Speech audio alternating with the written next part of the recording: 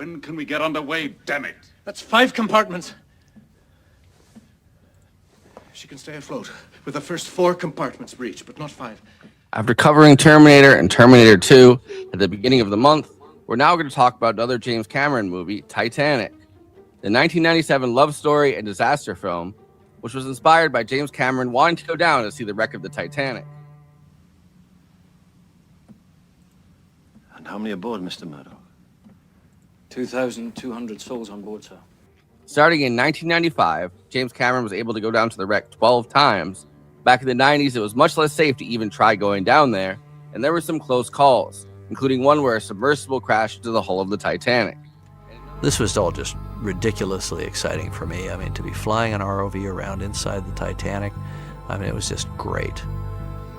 And here's a view looking back, and you can see one of the chandeliers just kind of overgrown with deep sea animals that are sitting there filter feeding in the current.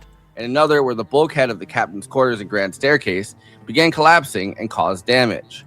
These underwater shots were the first taken for the movie Titanic, and James Cameron moved on to learning about the crew and passengers. He began consulting with experts and had a timeline, which he checked in with them. Titanic stars Leonardo DiCaprio, Kate Winslet, Billy Zane, Kathy Bates, Francis Fisher, Bernard Hill, Jonathan Hyde, and Bill Paxton. 1997 wasn't the first time they tried to recreate the events of the shipwreck.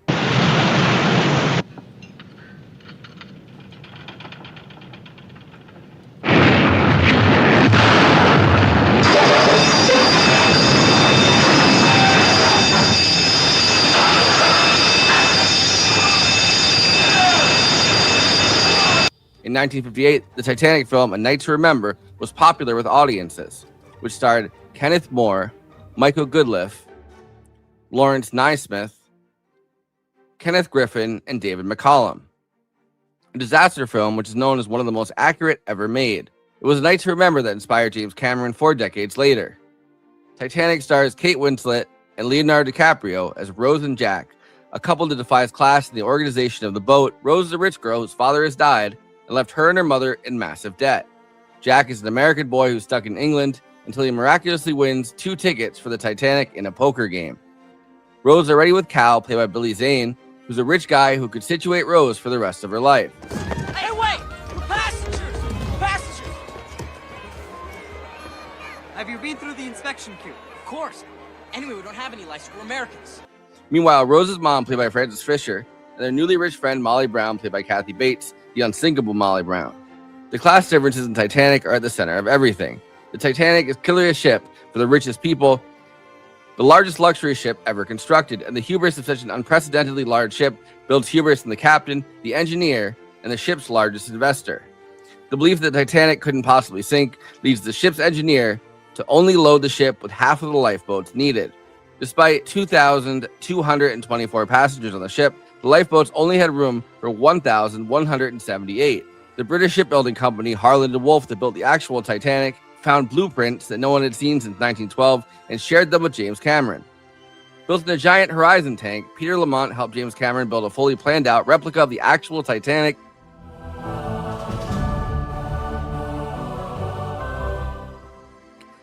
The length of the exterior of the model was 744 feet. The grand climax of the film had 100 stunt performers and 150 extras as the ship broke up on a tilting full-size set. Filmed first in Nova Scotia, then newly constructed Fox Baja Studios, Titanic became the most expensive film ever made, using a combination of CGI and practical replicas, became the most expensive film ever made at $200 million. And after grossing $1.84 billion, became the first film to gross over $1 billion at the box office. It netted 14 nominations at the Oscars, scoring 11 wins, including Best Picture, Best Director, Best Original Score, Best Original Song for My Heart Will Go On, Best Visual Effects, Best Editing, Best Costume Design, and Best Sound. It tied with All About Eve and Ben-Hur for most nominations, and Ben-Hur and Titanic both won 11. Certain? Yes. In an hour or so. All this will be at the bottom of the Atlantic. What? Before I introduce the panel, please like this video and subscribe to the Movie Night Extravaganza YouTube channel. Then hit that bell to get notified whenever we're streaming. Super chats are now open. If you have any pressing questions, send us a super chat which helps me maintain the expenses for the show, which I am obligated by the rules of the Geneva Convention to stop everything and ask the panel. Another way to help us out is to become a patron and give us money every month. In exchange, you get access to all of our after parties, bonus content, and we'll tell you even more movies we watched recently. Patreon.com/Movie Night Extra. We have a Movie Night Extravaganza Discord. There's an invite link in the episode description, and we have a Letterboxd HQ account. So those are 2 more places to follow along with us. Our show gets simulcast, or if we're not on at regular time, played later on This Space. This Space is a working class independent media collective. YouTube.com/ThisSpaceTV. Subscribing really helps out, or even more, sharing content from This Space and encouraging others to do the same. By working together, we can break through the algorithm. Okay, let me introduce the illustrious panel. Conan Neutron is the co-host and senior producer for Movie Night Extravaganza, host of Protonic Reversal, an independent Film Critics of America film critic, and the frontman for the band Conan Neutron and the Secret Friends. Check out his music at neutronfriends.bandcamp.com. This is Conan's first time watching Titanic. Kristina Oakes is a co-host of Movie Night Extravaganza, a streamer on Twitch, twitch.tv/cosmopolitics, a host at This Space, hosting Christina's Corner, and is across social media at Cosmopolitics and on Letterboxd at Christina. Forrest and Kristina have a second show, The Absurdity Space, live on This Space on Wednesdays at 6 Eastern, 3 Pacific. I, of course, am your host and the builder of a ship that cannot sink, Forrest Miller. I assure you, it's made of iron. It can and will. All right. Yes. Spoiler All alert, right. the ship sinks. You never know. Conan, You know? Conan, you are in the hot seat right now, and we want to know, what did you think of Titanic? Yeah, I thought it was pretty good. I mean, I didn't. I'm not gonna swear my sword to it or anything. Like, it's not like what I would consider you a enjoyed it. 5-star movie, but I enjoyed it. The love story probably was my least favorite, but it totally worked for me. I think that you have Kate Winslet and Leo DiCaprio at their prime, right? Mm-hmm. You have hot people doing hot people things. It's a classic, classic type of romance, but it, despite all that, it works because of it's charming, right? The disaster stuff really worked for me. That stuff I loved. Yeah. And it's crazy to me that I've actually been to where they shot the actual ship moving around and what have you. It's right by Baja? Jason. The place in Baja. It's not just Baja. It's Rosarita. Not to dox him. It's right where Jason Miles lives. I've been there. Yeah. And doubly crazy is Nice. I also I mean, it's just a big pool. What there's not a boat in it, but it's still kind of interesting.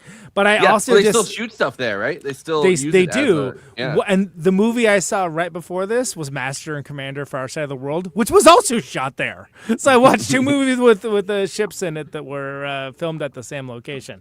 Yeah, but- I mean it's fascinating too because they started it in Newfoundland. Like that's where the first off of kind of Nova Scotia. That's kind of where they shot a lot of it, and then they're like, "Oh, this is too cold. We need to go move down." Right, ironically. So the disaster stuff was super compelling for me. I either didn't know or forgot, and it maybe amounts to the same, of the framing device of it starting in the modern day, where they're exhuming the Titanic, looking for treasure. To the point that I was like, is this the right movie? Because I put it in a DVD. I was like, let me. Yeah. Is this some documentary? Because we all know Cameron loves running around in ships and what have you. People so. really He was people there on love that. 9/11. Where was it? Where was it? Go It's gonna Paxton. be I had to tell him the best news. alibi. Yeah, exactly. People love on Facebook and on social media using that GIF where she's like, "It's been 84 years." Yeah. Right. Well, and that's the thing. A lot of people are like, oh, besides James Cameron wanting to see the Titanic, everyone's like, why is our culture so obsessed with this goddamn ship? Right. Well, Forrest basically explained it. It was Yeah. it was labeled the unsinkable ship. It was the biggest ship in the world at that point. It sinks on her maiden voyage. Yeah. You And we can couldn't find the wreck for decades, and it was discovered by accident by Robert Ballard. you can go off Queen very soon. I'm almost done with this because I tried to keep it succinct because I figured there'd be a lot to talk about here. Entire cast is very strong. I think Kathy Bates is Molly Brown is like probably the most underrated, and I like David Warner as the Pinkerton like fixer guy a lot too. Yeah. I actually watched, so I got this on DVD and I watched the deleted scenes, and there's like a whole like action sequence where they like where they're like fighting him. It's like, oh, this is pretty badass, but this movie's like 7 hours long, so I see why they didn't include it because it's also kind of a long sequence. Ending is bad. But yeah. So getting back around to so I really loved Gloria Stewart, who's like a pre-code actress. Like she was She worked with like Shirley Temple. old school actress, like and using her, who they had to like give makeup to because she didn't quite look old enough. They're still getting her. Like Which Golden Girls. which good for her. I love that, and I thought that was interesting and cool. That part, I mean, that I knew that aspect of it from just the monoculture. So in closing, for my initial thoughts on here, I think there's a lot left for people with nostalgia for this film, and I say that because every time I mentioned that I hadn't seen it and that I was doing it for the show, it turned into a circular discussion about Titanic memories, beloved personal experiences. Well, when I saw it, this happened and that happened, and then, I did this and so on, to the point that like nobody would remember that I even had mentioned, oh yeah, I'd never seen it. Like it happened at least a dozen times, and I was like, it's just kind of secretly sort of like chuckling about that. So I think that's pretty incredible in a world that has no monoculture anymore. Yeah. This is a monocultural moment that, as KT Baldassaro is fond of saying, I was when this kind of stuff was happening movie-wise, I was like at the direct center of it or nowhere near it in a different universe, and this was the latter. I got into Titanic obviously because of my sister. My sister is See, 7 years it's happening older than now. It's happening right now. Yeah. And so she saw it like in the theater 11 times with her friends, and she's like, all her guy friends were crying too. Like, it's a thing. Straight men fuck with Titanic for all the right reasons and not the wrong ones. But I remember where I was when I saw it. I was like 4 years old. She was so excited because she had just gotten the VHS, two VHS tapes, and we watched it up at Aunt Laura's house, and I was hooked. I got a lot of that. I got a lot of that being, especially folks more my age, about it being like, oh yeah, it's the classic 2 VHS tape movie. I saw it. Back in the day, kids, a long movie had to be on 2 VHS tapes. Which that was until the end of the world too. I mean, there's plenty of movies that are, but like this is one that was, it had a lot of cultural saliency, like to the point that even of course I know the boat sinks, but like this has been homaged so much. This has been ripped off, parodied. I mean, so many lines of it have been like gift, et cetera, that like there were a few things that were surprising to me, and that was a shock. That was probably the biggest shock, that like any aspect of it could surprise me at all. And the song. Yeah. But there's just so much. I wasn't surprised, but that wasn't even a it wasn't a huge surprise. I was like, oh, interesting. Okay. That's kind of cool. It's funnier than I thought it was going to be. Not that it's hilarious, but it's got some pretty funny moments. Yeah. There's a couple cultural touchstones, I guess, in this conversation. It's you like I was watching James Cameron talk about this, and he was saying like it feels like Kate Winslet and Leonardo DiCaprio feel inevitable, kind of, right? Like huge stars. Sure. They actually. Yeah. But they weren't at this point. Kate Winslet, obviously, only 3 years before this, Heavenly Creatures, a movie which I love. Romeo and Juliet. And we've covered that on this very show, and that I love Heavenly Creatures. And I saw that like when it came out, and I'm all about it. Most hideous man alive. So the other thing, at the point where Leo was cast, Baz Luhrmann's Romeo and Juliet had not come out yet. So right. he was not a bankable star. So they were basically riding a lot on this. Gilbert Grape. Cameron. Gilbert Grape, which is a movie that I actually do like. I do like it too, but it is you killed it, Gilbert. Is it? That's it was like Gilbert. Season of mock. It's almost crazy that like Leonardo DiCaprio didn't get typecast as like an autistic guy after that or something, because he's just so believable. I mean, technically, if you think about it, Howard Hughes is kind of that's OCD, but still. Well, and that goes back to the little simple Jack of it all too, right? Like, from Tropic Thunder, Simple Jack. So basically, James Cameron was selling this on the strength of his name, and at this point, Terminator 2. So when he, like, really, this movie, James? Are you sure about that? Well, this is kind of his blank check, and he was like, "Look, I'm James Cameron. It's gonna be a banger. I'm James Cameron. I got Leonardo DiCaprio here too. Hi, it's Leonardo DiCaprio." But James Cameron was selling this on the strength of his name, the special effects, the kind of insane things that he had done. Which is crazy when they actually get to it, because there is so much story. Like, there's honestly, for my taste, probably more story than there needs to be, because it's like there's enough story for like 2 movies, and I was like, is this ship gonna sink eventually? Like, what are we doing? But then the tone shift happens. Well, it does, and one of the reasons why I think it works and has this cross-cultural, monocultural when that existed appeal is because of the interweaving of the two things. Because it's like, okay, there's the romance aspect of it too, but then you also have, guys. It's okay for guys because Leo, they can see themselves in Leo, like just like being a scrappy dude, just trying to get by with the best he can, and and not out of his class, but out of his class. And I think that's probably the thing that I was most pleasantly surprised by. Is I knew it was like, okay, it's like they're coming from different sides of the tracks, so to speak, but I didn't realize how much of that featured in. And what's a shame though is I think like some of my favorite stuff was his buddy Fabrizio.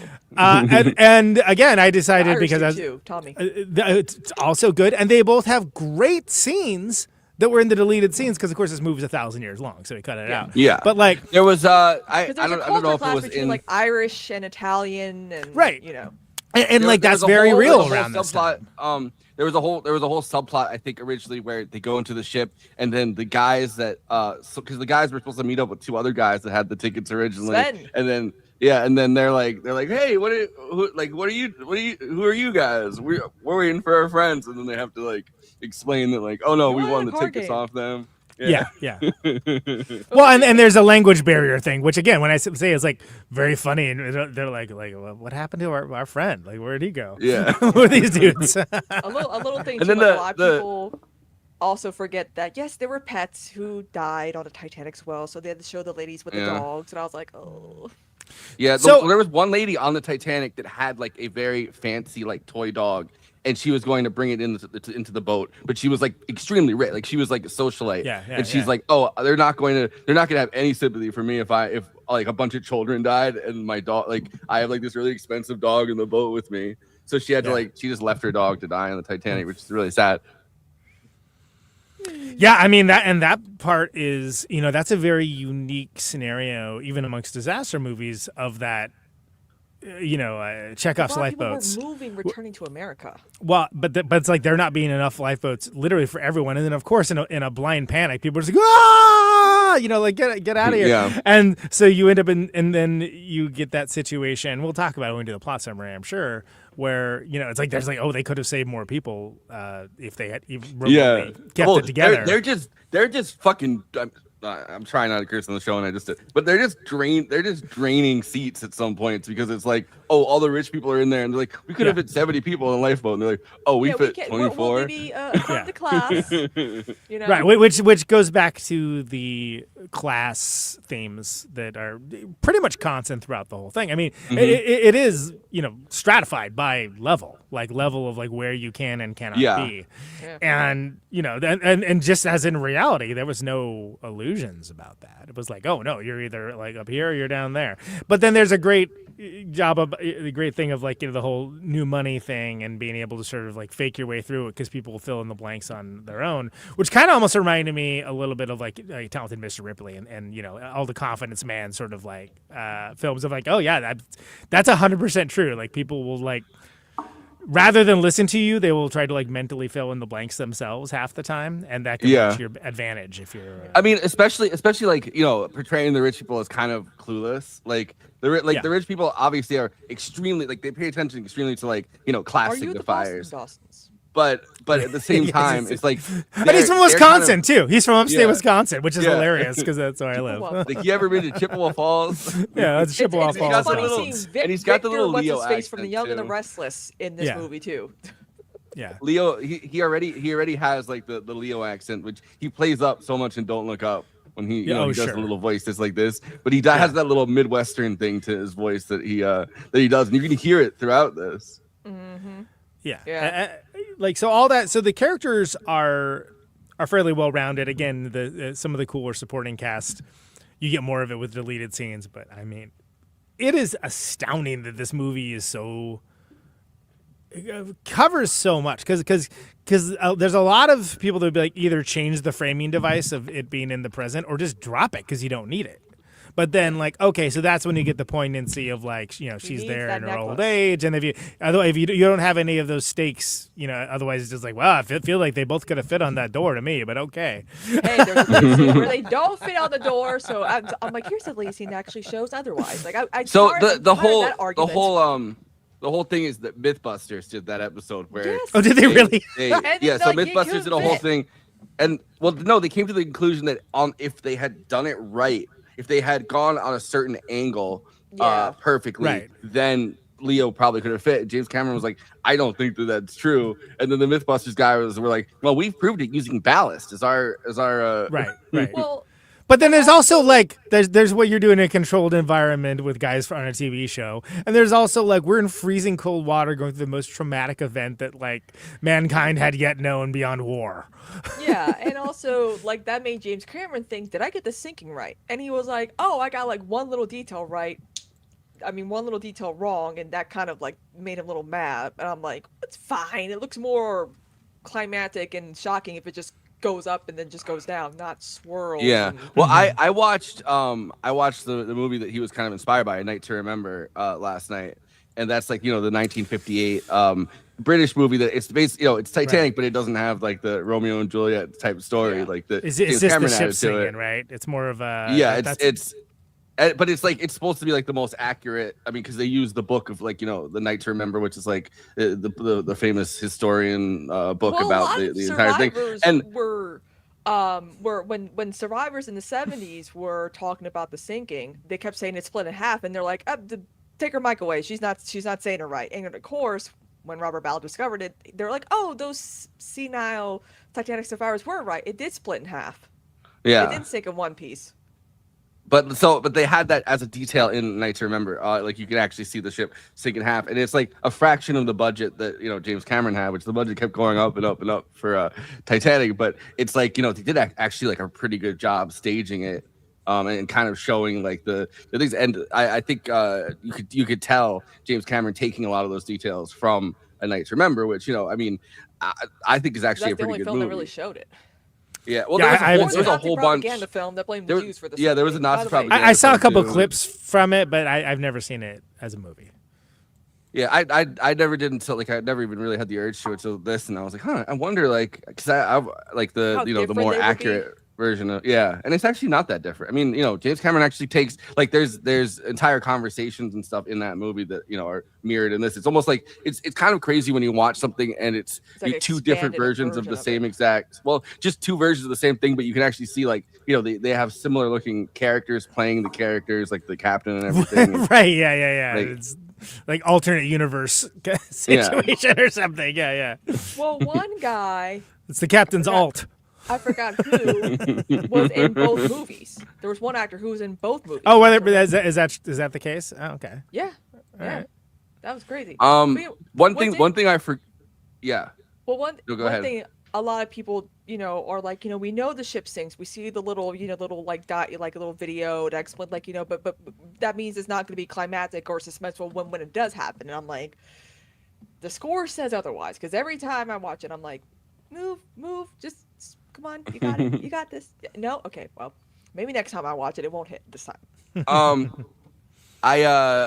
I completely forgot about the whole scene where, like, literally, like, the night before it sinks, or I guess a couple of days before it sinks, they're having the big he's with the rich people right after he saves Kate Winslet Yeah. from falling off the ship, Molly, and she's he's teaching him how in to that do thing, stuff. and they're all sitting around the table together, and like his thing is like, I just love life and being alive, and I love living, and you never know what's gonna happen tomorrow because tomorrow is another day. And being alive is basically my favorite thing. And if you have good luck, things are gonna be great. And I think I'm gonna live a long, happy life. But everyone's like, here, and it's like, oh man. Oh, no, the one's like, we're gonna go down like Ben. I'm like, respect. Well, yeah, and it's you get this kind of literally rich tableau. Nice. This literally rich tableau of these different peoples that are all they're real people, especially in the upper class. That is a mix of people that were actually real people and created for the movie. But I mean, Molly Brown's a real person. Who's one of the more interesting characters. In my opinion, new money, very charitable. Yeah. And she did a lot of. She was a political activist and stuff. She was a lot of suffragette. Well, all right. So her backstory is kind of fascinating because her husband, who she was her husband and her had a very happy marriage. And they were she loved that was her favorite person in the world. But he was a mining engineer, and they were just a guy working at one of the gold mines. But they had some problem where they couldn't find the silver boom happened in the 1890s, and so they're like, all right, well, we can't pull silver out of the ground. We're looking for gold. We're looking for iron ore. And her husband just happened to be the mining engineer that struck gold at this mine. And they said, all right, well, we'll give you an ownership, a bunch of stock in this mine. And it was one of the biggest after that, one of the most expensive mines in, that really had as Americans. So they became rich basically overnight. And you could tell that some like Rose's mother still looked down upon her because it's not like she came from generational wealth. She just she was lucky. new money.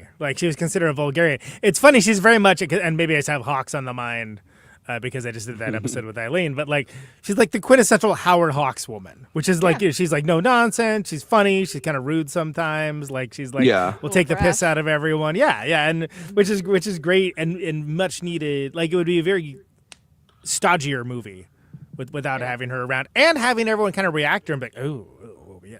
Well, I keep on forgetting that Frances Fisher, as progressive. Their monocles popping out in surprise, plays, the, type of, mother who's in debt and forces her daughter off to marry a rich guy. That's such a more fascinating with Clint Eastwood at the time too. So that's so much more of a fascinating part of it because it's not just that they're old money and they're very rich. Is that they actually don't have if she doesn't get her ass married to Cal, the Billy Zane. Yeah, they're broke. They're gonna be the bottom rung of society pretty much because they're permanently embarrassed. Temporarily embarrassed? They're permanently embarrassed millionaires. Yeah, exactly. Good one. No, but it's all she has at that point, right? Is the ability to be snooty, Yeah, well, and there's a lot to it that works because of that too. So that's one of the reasons why, why is she being such a jerk? It's well, that's why. But all the pitfalls falls on Rose, and you can tell how unhappy she is, and and how she wants something different from her life because there's so much expected of her, and of course Jack is the one who kind of shows her that there is other things out there. Well, and kind of strikes.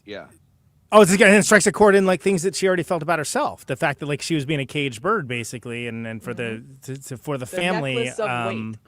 Right, exactly. She was such a device that's used a lot. Oh, I'm going to give you this nice, very heavy jewelry that doesn't symbolize anything other than. You better hope the boat doesn't sink. This is heavy jewelry. This is the kind of jewelry that makes you sink into the water. Yeah, but she has ambitions other than marrying rich and things that she wants to do with her life other than marrying rich, and to the point that her interactions with him kind of reignite that and be like, oh, I'm making a terrible mistake, right? Although it's pretty clear she's kind of leaning towards that from the beginning. It's I don't really that whole to do spitting. this. I mean, but you see the guy the spitting scene. Chekhov's spit is well deployed in this picture. Yeah. When there's that teach me how to spit. Yeah. the guy does not do himself any favors. He every time she's in the room with him, he's like, like hitting her and like smacking her and like smacking her around. Like he's just the depiction of, because you could see like a version of this where there's a more mild mannered, let's say, rich guy that she kind of has really feelings for or something. But this guy's just he's trying to be an alpha the whole time by beating the shit out of her. Well, yeah, he's compensating in ways that are very destructive for everyone around him. As what happens with a lot of times when dudes especially do that, especially dudes of privilege. But I think that it's it's notable, like, just how, I mean, it's you don't really get. He's like the least well-rounded character, because even you're like, oh, he's gonna save that kid. Oh, so he can get on the boat. Yeah. Well, he does. Cal's the real he literally, because he was going to save Rose from a life of poverty or whatever. I'm like, no. Yeah, I don't know about that. He literally uses the kid as a human shield. Yeah, exactly. It's like, no, this guy's the worst, man. This guy sucks. Fighting in the Middle East. Yeah, he's R.I.P. Cal. You would have loved Israel. But no, there's so much to this that like the Leonardo DiCaprio character then can be like our version of a we're in this as him, right? Like he's the everyman character experiencing everything on the ship, which is kind of a brilliant way to do this, because we're looking at something that happened in 1912, and like how much can a person even in 1997 get into the headspace of someone on the Titanic? Well, you kind of can, but there's like a mixture between kind of a cluelessness or a naivete, I guess, that Leonardo DiCaprio's like Jack has, but also like a swag to him, or like a he has like the he always knows what to say. There's something like very charming about that, and it's like, so it's like both kind of like a wish fulfillment and like an everyman character for us as males to get into like the sure. And it's like, it's one of those things where it can be aspirational too, because you see the Leo character, like he basically has to hustle to survive. So he's good at working through situations. Like he's smart, he's cagey. He also knows like when to shut up, which is something that I think a lot of times when people who are of that persuasion are depicted, it's always like, oh, come on, you wouldn't. They would know better than to say it, than to like tag it with that. Or it's like sometimes you just gotta like And I think that's super well done here. I don't know how much that's script versus Leonardo DiCaprio's performance, but I mean I think it's done well, and I think it's a nice entry point for people that are like, all right, whatever. Because of course every guy is gonna be like, well, Kate Winslet's gorgeous. Obviously, she's like still is, but like it's like one of those things where it's like that's never gonna be in question. But if you're asking guys, and I'm talking about people that are like listening or watching to this show, but if you're asking guys all around the world to engage with us on the level that they did to make it this mega blockbuster, one of the highest grossing pictures of all time, then you're going to need something to sort of put the cheese around the pill a little bit. And the fact that Leo's character is cool, for lack of a better term, that's it. Yeah. And it's done perfectly. It's not overdone. It isn't like, it brings the guy. The Snake Plissken thing isn't happening. That's Jack. He's the coolest. No, we all know that. We don't need you to freaking tell us. Thank you. They get brought in by like the Leo character, but then they end up like, oh, this story's really good. Oh, why am I crying at this ending? What? Yeah, I mean, there's definitely. Right, and so and that's a lot of things. I understand that this is a movie that many people have many emotional reactions to. I don't think it would be possible for me to have that, just because again, it's just been so saturated in the culture. Yeah, I know every story beat. It's like it's hard to turn off the analytical brain a little bit. But I mean, there's definitely like emotional beats that like I was like, that's incredibly effective. That's the effective part, I think, for me is seeing all the bodies in the water. Yeah, there's an actual body count.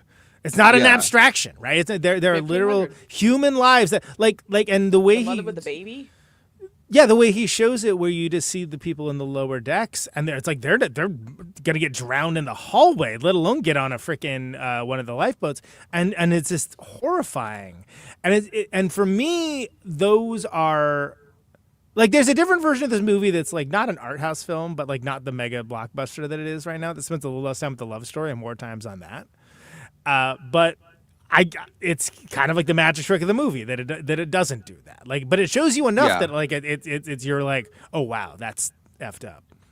That's really terrible. That's kind of the way I felt about A Night to Remember, sitting there watching that, because it was, the entire thing was kind of spending time with the people on the ship, and like as well as the which this movie doesn't really tackle as much, which I think it would have been harder if they did, but they really honed in on the fact that there's like 2 other ships that were around. One of them, the captain just went to sleep and was like, all right, I'm tucking in, and that was a ship that was closer to the Titanic. So that ship actually didn't get their distress signal because everyone was kind of napping and they were kind of drunk, and like I think it was the California was that one, and then the Caledonia was the one that eventually comes and rescues them at the end of this, and then is looking for survivors. But throughout this, there's these great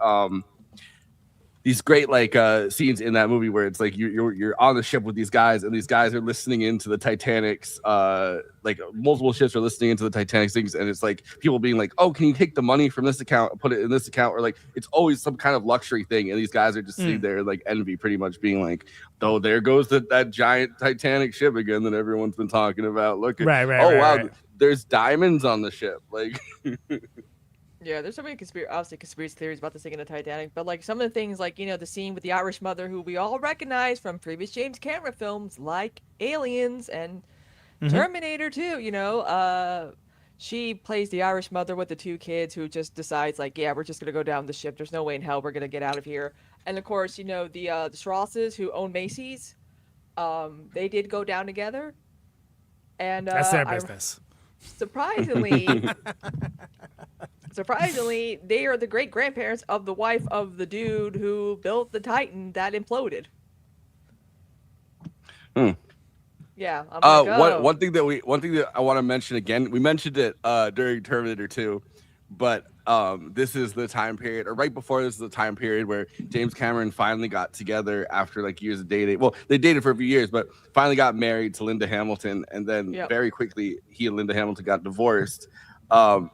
During this, because the everything kind of blew up in the filming of this, and the budget went up and up and up, and it was like this really stressful time. But because the divorce happened in the middle of like right as this film hit big, she got to keep half the money from Titanic, and she was just set for life after that.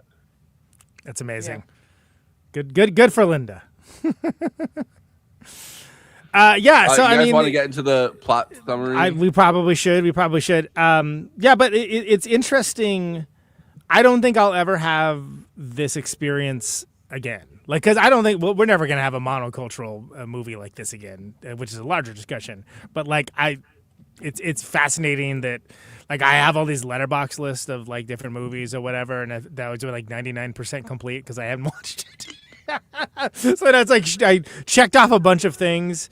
I can tell you this though, never would have done it if we hadn't done it for the show. And it's not because I didn't like it, but I just never felt the need to for whatever reason, and that's fine. Yeah, that's totally fine. I mean, it's kind of like it's something like well, now there's been too many of them for this really to be the case, but it's something like when the last 2 kind of Marvel movies came out, and it was kind of this like. Right. The Infinity War. And there was this big moment around it where everyone was going to the movie theater. That's the closest we've gotten, probably. Yeah. It's like it's almost like it's the lines of people waiting. Yeah. It's an event rather than like a film in some way. That's right. Yeah. Well, and it's crazy. It's crazy, and we do gotta get the plot summary, but it's crazy. It's crazy that nobody expected to hit this big. In fact, people were also like, I don't know, we got this thing. The tabloids, like it's pretty long. I have a clip of James Cameron talking about this that I could play in the after party if we do one. But there's a the tabloids were having a field day, just a lot of it was made up stories, but some of it wasn't made up stories. Just going, oh, James Cameron's giant boat movie. Look at this, and they're like. He's never gonna make a movie again. James Cameron, he's cooked. Like this thing is not going well. And even as he's editing it, they're still going like, oh, James Cameron's big flop. Didn't somebody call it his Waterworld, which is like yeah, they did. And so they're just making fun of him and talking. And then he said that it opens up and it's like around Christmas time, and it opens up and everyone's going to see it, and it does this thing that movies don't even do now where I guess I remember this. I was like not I mean I wasn't like I was like 20 like when it came out, but like I was like, wow, everyone's seen this This movie about the boat. Okay. Well, it does, and I does almost went to see it when I saw Kate Winslet was in it, because of course I loved Heavenly Creatures, but I was like, I don't know. Just thinking, It did the thing that was how different things would have turned out. I know, right? The reason I think that this is such a big deal this year with that movie Obsession is the same thing with Titanic, where it opens up and people go to see it. You know, a decent amount of people go see it, but then the word of mouth gets around, and the next weekend usually it cuts by 50 to 60%. But this went the other way. They went more. Yeah. And that's how you. It was the same thing. 11 times. And that happened. Exactly, just one person. But that happened with Terminator. That happened with Terminator 2. I mean, that's kind of been the running theme. I guess you almost call this James Cameron month, right? I mean, like it seems like he's had it happen multiple. We could even do with that with the Avatar movie if we wanted to, but this one was such a bigger version of that phenomenon because so it's like 250. He had to make back, probably twice the amount of money. So he probably had to make back 500 million because he used 250 million, I believe, and. It just keeps going. So it becomes the first movie to gross over $1 billion, and which is just an unheard of sum of money at this time. I mean, now this is the 90s. Yeah. I mean, that's what's so crazy is like that's still a good amount of money now. I mean, yeah. Now we have $1 billion. Now we have like $1 billion movies that that have to make over that, right? Like to succeed. Yeah, but like I think that it's interesting that it held that position for so long. What was it eventually? What unseated it? Was it Endgame or was it like was there something? I think else it was Endgame or Infinity War. That actually I think it was Avatar that. It was like up until Avatar. James Cameron movie baited another James Cameron movie. He really was like, I'm going to top Titanic. So it beat Jurassic Park in '93, which held the record before, and then for 12 years it had until Avatar. All right. And then Avatar got beaten by Avengers Endgame. And then Top Gun Maverick. Wow. Okay. Really? That made that much money? Okay. Planes that go zoom. Yeah, exactly. Everyone's like, you gotta go see these planes go zoom. I mean, to be fair, the planes did go zoom, and that's exactly what I expected and was looking for, so I was not disappointed. And it's like ship that goes sink in this movie. All right. So in 1996, aboard the research vessel Academic Mitislav Keldysh. I don't know. I'm probably butchering the Russian. We're gonna work on that name too. Treasure hunter Brock Lovett and his team explore the wreck of the RMS Titanic, hoping to find a necklace known as the Heart of the Ocean. Instead, they recover a safe containing a drawing of a young woman, titties out, wearing the necklace. The sketch is dated April 14th, 1912, the day the Titanic struck an iceberg and sank, resulting in about 1,500 deaths. I like the use of Bill Paxton for. Oh yeah, he's great in this. I was like, I didn't realize he was even in the movie. I was like, yeah. He got to explore the sinking once or twice, and he was terrified because he was worried that he was gonna die down there somehow. I'm like, come on, man. You can trust it's also one of the first. You're gonna live.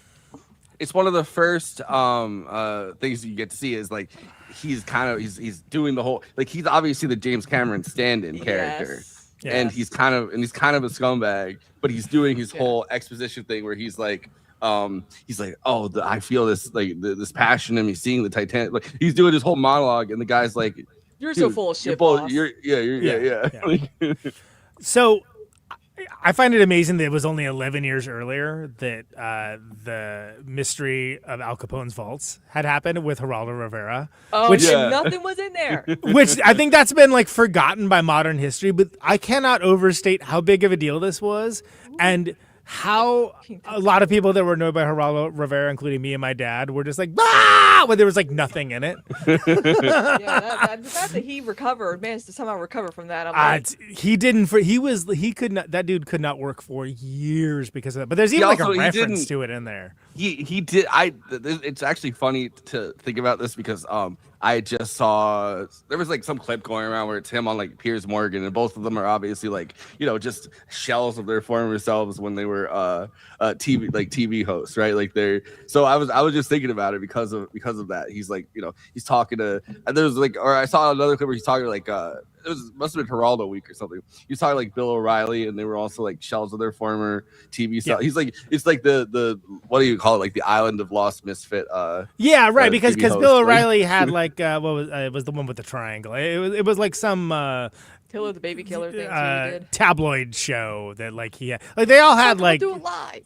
yeah, Inside that's Edition? where that's from. Inside Edition. Yeah, there you go. That was but like it's so it's interesting that that's referenced as being like the worst possible outcome for this expedition.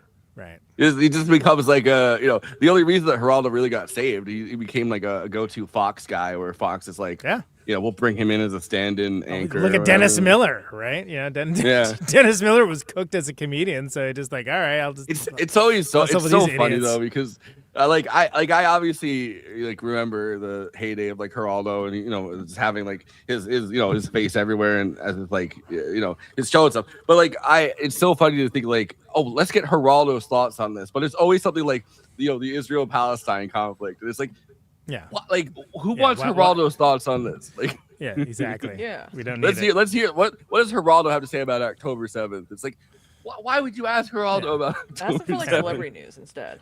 We bring it back to the plot summary. There's a lot here. Yeah, the sketch. After seeing the television report about the discovery, Centenarian.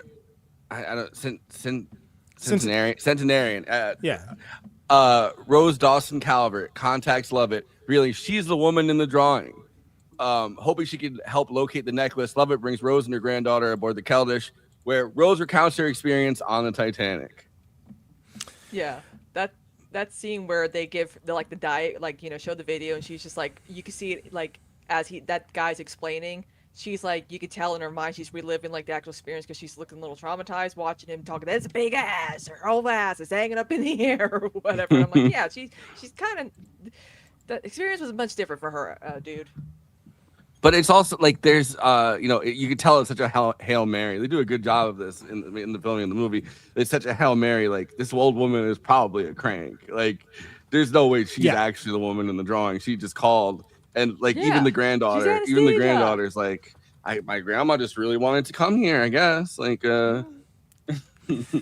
Well, and that's something that it seems like such an unlikely story that like someone from that could still be alive, period, let alone and this is probably the last time you could have done that too. But then let alone like have this personal story. So then we have this thing where so the framing device is like this is told in she's telling the story. And it's been 84 years. And there's like, I mean, I don't know. I wouldn't look at the timestamp for when it happened, but I feel like it's like, it goes on for a bit. Like, it's sort of like, oh, he's not like hurrying to get there.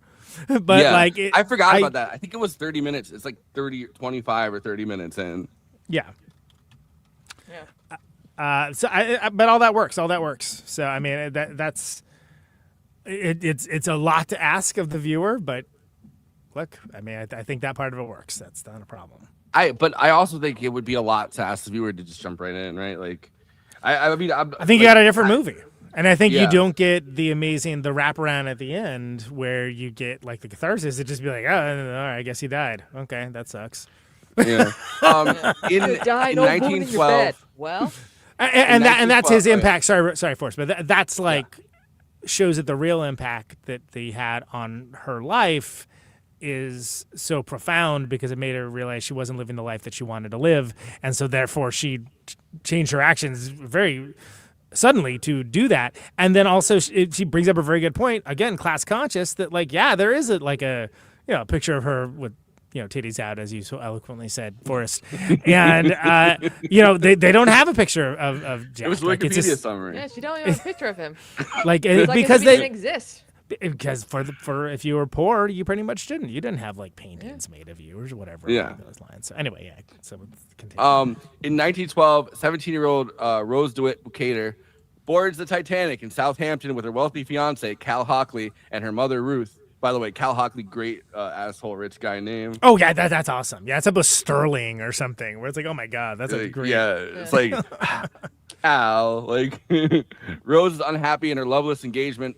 But Ruth stresses that the marriage will resolve their financial problems. Rose contemplates suicide by jumping from the ship's stern, but is stopped by Jack Dawson, a poor nomadic artist.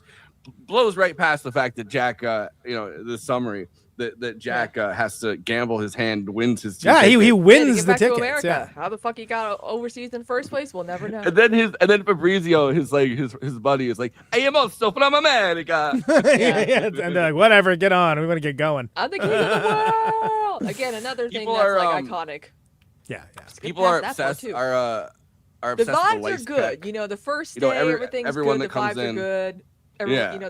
the ship's going. Everyone's happy. They're talking about, we need more press for, the Titanic and all that stuff. So, you get to see a lot of the inner workings of like the people who helped fund the ship, who built the ship, and what is going on in their heads too when they're having these discussions. I understand the idea of like getting on a ship, especially at this time when obviously there's no like planes to get from England to America. I will never understand the cruise ship thing where it's like you don't get off the ship at any point. Yeah, the one you did, Conan, what if there's a triangle status situation?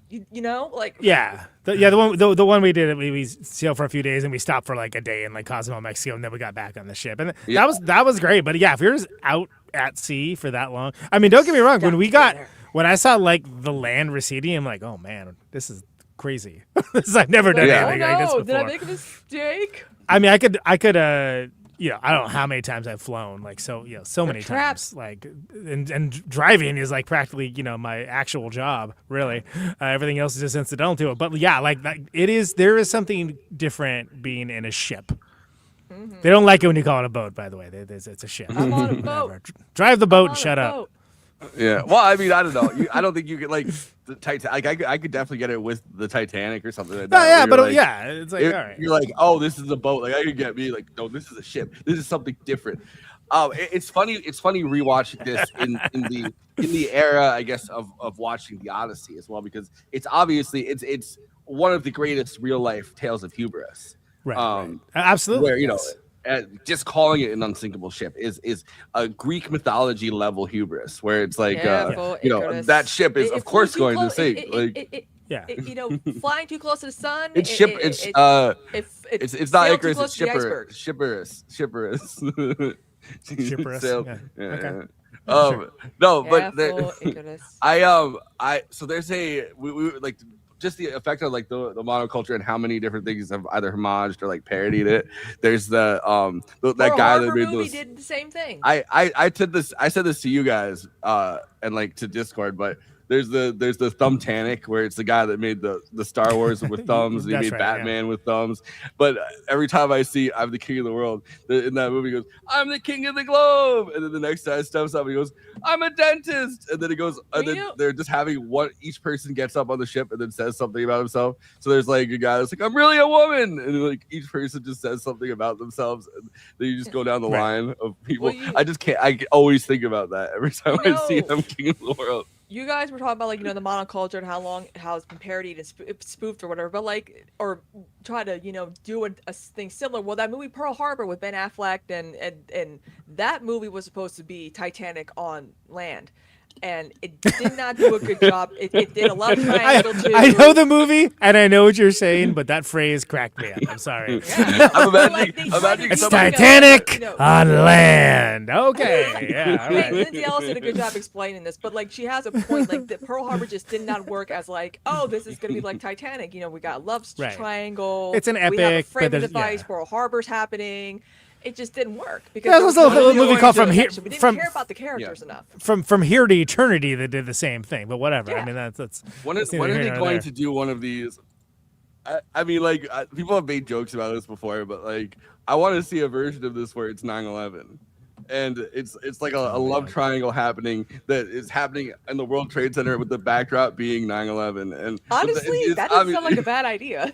Let me get it's like. So it's like, they fall in love. They meet in the middle of the elevator. They fall in love. And just as they're going to both leave their wives, 9/11 happens. Yep. And then which tower, though? North or south? Because, I mean, anyway. Well, one of them is from the North Tower. One of them is from the South Tower, obviously. They meet in the middle. We're for different meet in the middle. companies. Okay, Forrest, I see where you're going with this. So Jack and Rose form a friendship. And Jack confesses his feelings. We're just really blowing through this movie right here. And Jack confesses his feelings for her. Although Well, initially resistant, Rose realizes she's falling in love with Jack despite Cal and Ruth's Oh my god! disapproval. Yeah, this is like it's like an hour of movie before missing that happens. She's going below deck, and she's again when he saves her, at first she's a There's little like the hoedown that at happens. first when he saves, she still kind of acts like I'm this upper class and you're beneath me thing. Like when she learns that he's an artist, that he draws, and she's like, oh, you got talent, and eventually they start talking, and she's like, I want you to teach me to ride a horse like a man, spit like a man, do all these like strong, independent things that a man can do that women are it's frowned upon. Because the truth is she's actually trans, and that's what we learned. Yes, exactly. And of course, and her mother realizes something's up between these two. Well, and wants to put an end to it immediately, and is like quite a biz nasty about it, because again, she's looking at like this dude's like how they survive, what she would consider survival, which of course is staying in the privilege camp, right? Also, briefly, can we talk about how wrong Cal is about art? He literally thought Picasso was going to amount to nothing. So is that right? I think that's in the deleted scenes, right? But like that's in the movie. Is it in the movie? That cracked me, because that tells you so. Like, first of all, it's like funny. That's when I was saying funny. But like, it's also, I think it's a little longer in the deleted scenes is what it is. Like, you actually see some of the art and whatever. But like, you get to know so much about that character just in that exchange, and how and what he thinks of art in general. And we're talking about someone that like, she's an artistic person. Like, she has her own creativity, but more than that, she is someone who art is important in their life, and he is not. He's the opposite of that. He is artless. Yeah, and that's why she connects with Jack. She's like, "Oh, I feel like have talent." I feel like you get two different characterizations, where I can imagine a situation where she ends up with Cal and she's miserable, but like the one thing bringing her any kind of joy is the collection of these rare art pieces that she's like fascinated by. But of course, it also gives her an in with later to Jack is obviously like a talented young artist, and she's that it does a good job teeing up the hate me like one of your draw me like one of your French girls, and you'll be amazed. Yeah. Well, it also it wouldn't work if like the sketches weren't good too. Yeah, I'm sure there's been some meme of like he shows a sketchbook as like stick figures or something, where it's like. and another thing too, again, because we skipped the dinner scene, but like Molly Brown understands that Jack is poor and he knows nothing about this world, so she like here you can wear my son's old suit. Here, she kind of takes care of him. Yeah. She takes him in like a mother figure, because she probably didn't really have a mother when he was younger. Yeah. So she's got Picasso pieces. She's got Matisse. She's got some of his stuff in there. She's got there's one other thing I wanted. Oh, so we're also in the moment of the suffragettes, which one of the big things that the unsinkable Molly Brown becomes after this, right? One of the big things is she gets involved with helping families of the Ludlow massacre when that happened 2 years after the Titanic, which it's this huge catalyzing event for labor, but it's also a big moment because women get very involved in helping out, like especially like socialites, and so she becomes one of the the most prominent suffragettes, which is obviously in the political system, women taking ownership of having a political life and having having more than just being somebody's property and spouse and a mother and a wife, and kind of being treated like property in America. Like, it's women taking ownership and getting involved and being kind of empowered in that moment. And I think this movie does, without talking about like the suffragettes and stuff, does a good job kind of showing that moment in American history. Yeah, I just like the whole like scene with the dinner where Rose is telling Jack about all these rich people, and kind of like some like little like gossip about them that kind of goes like that's kind of like elephants in the room, or stuff that doesn't get like talked about a whole lot. Because John Jacob the guy with the wife have a 17-year-old wife that was pregnant at the time, and she survived. Yeah, she's giving him all the dirt. She's giving him the tools he needs to kind of survive in this environment. And like, are you part of the Boston Dawsons? No, the Chippewa Falls. He's like, oh Yeah, I know, and I know it was them." it was it was Okay, John Victor. Jacob Astor the fourth. I think was like the richest guy on the ship because obviously Yeah. Astor is one of like the big names in American history. Like he's one of the first big titans of industry that we really have. The great grandfather, and by this point, like that family is so loaded. They own like the hotels. They own so much stuff by that point. There's so much stuff that has their names on them still to this day. John Jacob Astor actually went down with the ship, like actually helping save people, which is, I don't think our version of rich people would do today. Oh my God, yeah, there's no way. There's no there's chance. a scene where he's like cutting he's using like a butter knife with the life jacket, like helping, he's helping, Madeline because he's like, you're my wife and you're pregnant, also the guy, the Archibald dude who's like, we're gonna get a brandy and go down the ship like men. I'm like, oh, cool. I think maybe RFK Jr. would like hold out like a large cartoon Fred Flintstone ham hock or something from Roadkill to like lead someone up. But that's about it from this group. It just amazing how different rich people seemed back then. Yeah. Elon Musk on the Titanic, he's grabbing the kid. I have a child. I have a child. We don't need to imagine. He's that Cal Huntley kid. Pretty much that character. Yeah. I could pass it. I could pass it off to whoever wants it from here. Kristina, you go ahead. I don't have it open. Sorry, I closed it. So Rose brings this again. That whole monologue about you got a fire in you, it's gonna burn out, blah blah blah, whatever. I'm flying. Okay, so Rose brings Jack to her stateroom, asks him to draw her nude, wearing only the necklace. Afterwards, they evade Cal's valet, Spicer Lovejoy. I forgot his name was Spicer.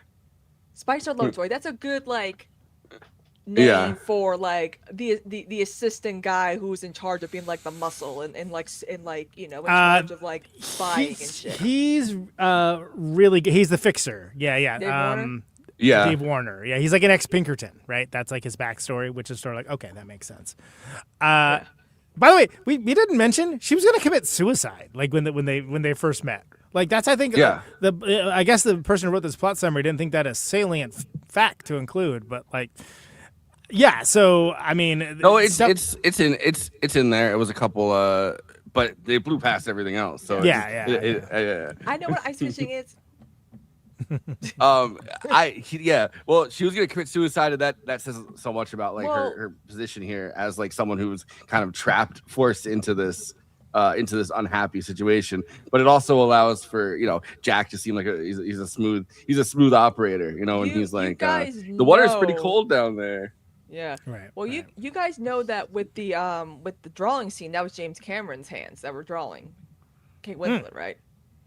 I did not know that. Pinkertons, by the way, are a detective agency that got started after, like, around the time of the Civil War by Pinkerton was the name of the detective, but they became union busters and like kind of all-purpose mercenaries for corporate America. Still around, by the way. Oh, chat was asking, so we gotta answer the questions. You gotta answer. Anyway, they get chased around. So he's an opposite Tarantino. He likes hands. Just her hands. I'll give it up for that. I feel like, you know what? Maybe that was a dig at Tarantino. Like, you must have had just with her hands. Anyway, they get chased around and they have sex in a car in the cargo hold. The hand.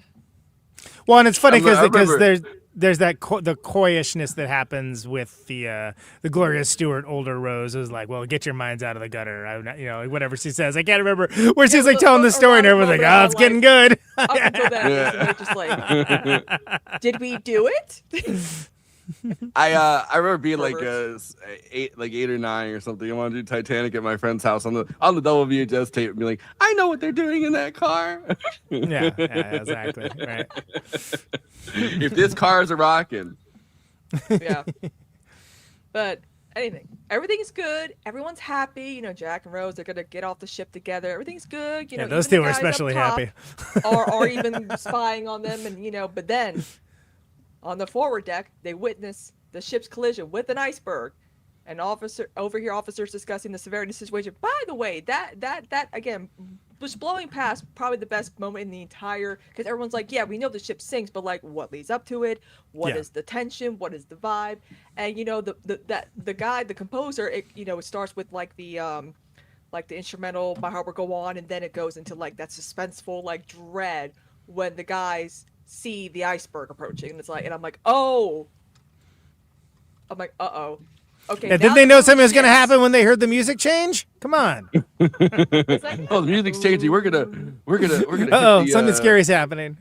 They're like, iceberg right ahead. That whole sequence of them trying to speed up and do as much as they can, like just learning the mechanics of how that ship was operating and just how. Well, and there's such a great and suspenseful.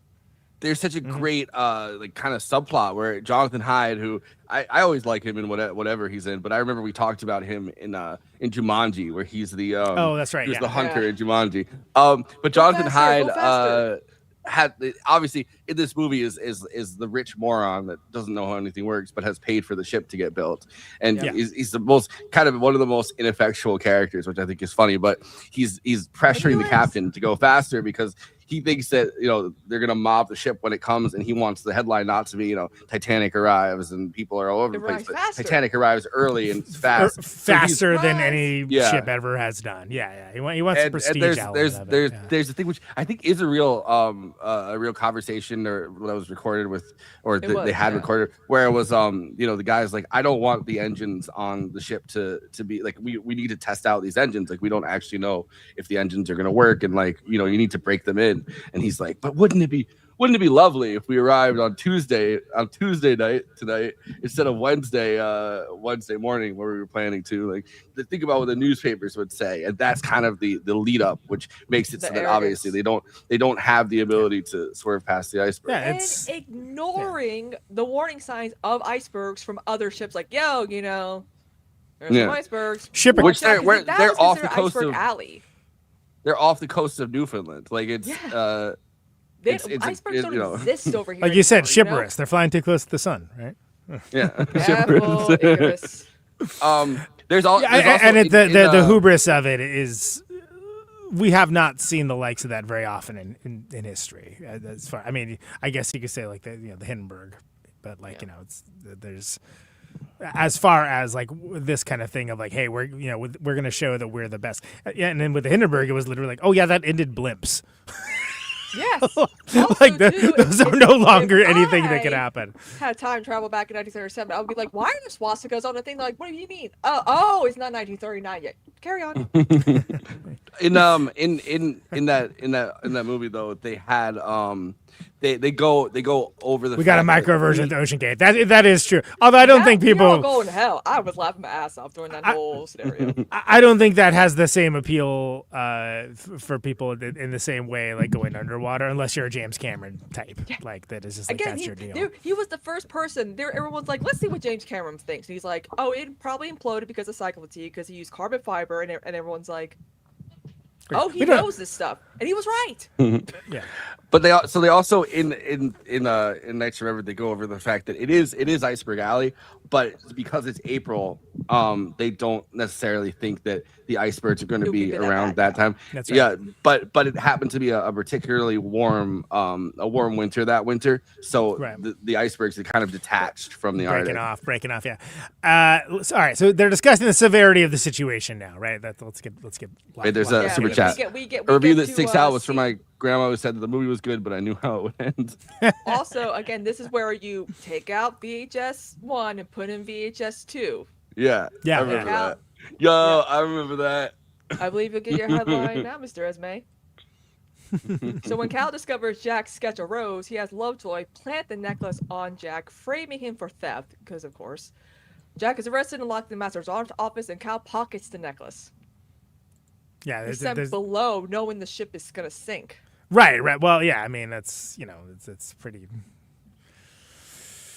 That's like sort of like the cruelty is the point kind of situation. He says something kind of funny. I'll be right here. Don't worry about me or something. Yeah, I'll be right here. Don't worry about me. Oh yeah, like when she's trying to look for something. Because I mean, again, those 5 compartments are already flooded, and as Forrest pointed out, if they just hit the iceberg straight on, it would have just kind of like bobbed and just probably wouldn't have actually like sank. If not, it would have been taking hours and hours for it to sink because all those compartments would not have been filled up as fast as it did when they went hard over. And the unsinkable, the reason that it had the reputation of being unsinkable is because you have to fill up 5 of those compartments out of 16, and they're like, what are the odds that something will happen that they'll fill up 5 compartments out of 16? The ship is practically unsinkable because it's not like we're gonna hit an iceberg. Yeah, no, and most of those compartments will not get filled. It'll be fine. But then when you again hitting the iceberg hard over, the position or whatever, the second tape opened with Rose being slapped. That's right.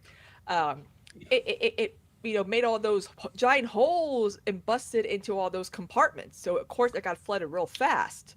So it took less than 2 hours to sink, obviously.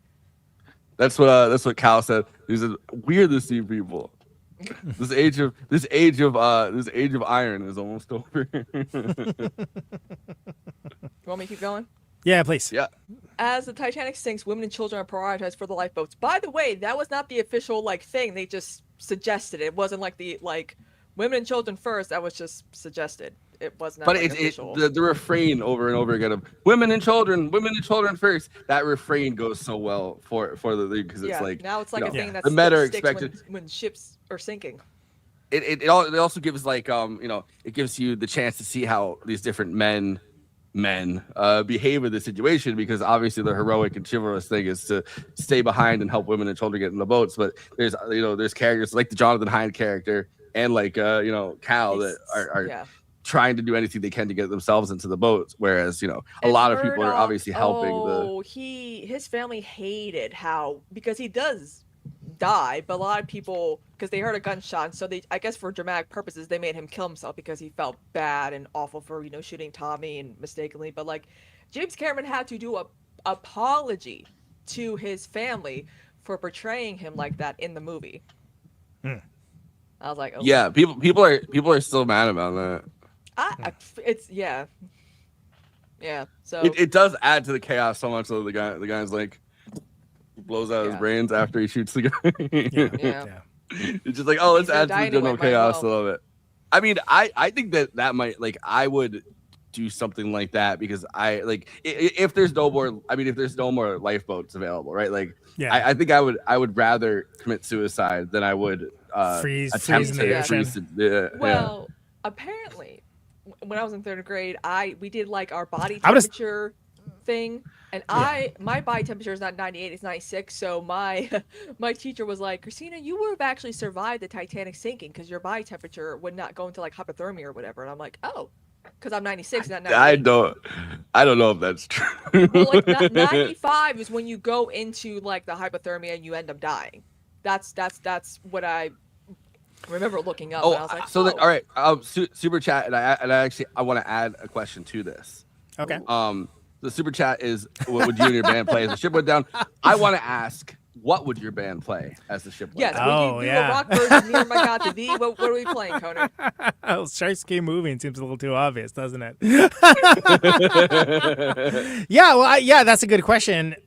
In the situation that the musicians are at, which I found that profound and moving, right? Where they're like, well, they're screwed. They're not getting off of this. So it's well, we run around like crazy, or we continue to do what we love to do, which is to play and to find the joy in playing together. It's scripted so well that they're all well, I guess this is it, and then they all go their separate ways. But then the one guy goes back to playing. It's I'm going to play down with the ship, and they just come. Each one comes back and joins up, and they all come back and they do it. Yeah, and it's interesting what the modern context for that is. Interesting. I guess you wouldn't be worried about set time at that point, huh? Yeah, anything on the table. It's this is the final encore, everybody. But it's I found that to be very. A very cool part of the story, and the whole thing of them playing while all this chaos is going on is interesting as well, and which I believe is based in reality, right? That's the band playing on. It is based on reality. They have found I don't know why they asked the guy this, but the band leader, they asked what he would have played if the ship had went down, what he would play in an interview. Just a couple months before that, they happened to ask if a ship was going down, what would you play? And he actually said this thing was destined to sink, is what we're getting at here. No, but he said something he said something crazy. He said Like I wouldn't play something like Near My God's Thee probably because people are already, you know, sad enough. I would try to play something upbeat and like try to something. Start Yeah, playing upbeat yeah, stuff. yeah, yeah. Yeah. Bombs over Baghdad. Sure.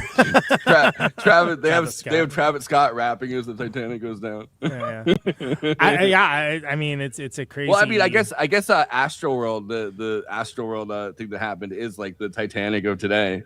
Yeah. But yeah, I mean, that's again, that's a nice moment, and that's one of the things that where the movie's kind of most effective for me are the sort of smaller stories around the main characters. Like, and I think it's getting a window into like, you know, their little, you know, there's a bunch of like little British realism tragedies happening with characters that we like only see for, you know, under 30 to 40 seconds. And I think that's that it's, we don't see, like, even with Odyssey, which we just did, that's not really no one's thing. Like there's like, you know, there's people that are really good at that and interweaving stories and whatnot, like the Robert Altmans of the world, what have you. But like, we just don't see that a lot in big blockbusters, like, because you don't need to. You don't need to do that. And if they do, things are going to be like there's 1/4 of the characters and they have like 5 times the story, which is exhausting. Like too much story is never a good deal. So it's interesting that. I mean, that's one of the things that kind of resonated the most with me. But like that's because you're in this disaster where everyone has different motivations for being there. Everyone has like different things that they're trying to do, but then you're in this situation where everyone's trying to do the same thing. And it's horrific because you know from the very beginning how it's going to end. And they know that not everyone's going to get out. In fact, they know the vast majority of them aren't. And that is a true disaster, a true horror. Yeah. I love the so because that's what I'm talking about. Yeah, the montage showing the mom with her kids in bed trapped in first class. Yeah, again, absolutely. another Jane. You know, she was Third in class, Aliens. She was in Terminator 2. I didn't recognize her. I'm like, wait, but then again, she wasn't in brown face. So, yeah.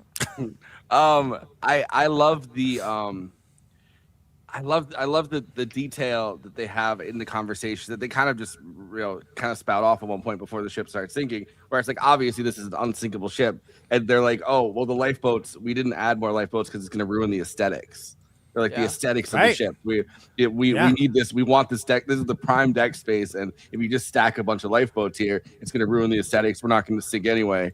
And I just love that detail because it's such a it you could just imagine it with any number of like, you know, billionaire passion projects where it's like, well, the aesthetics matter much more than the functionality of having, you know, lifeboats on the ship.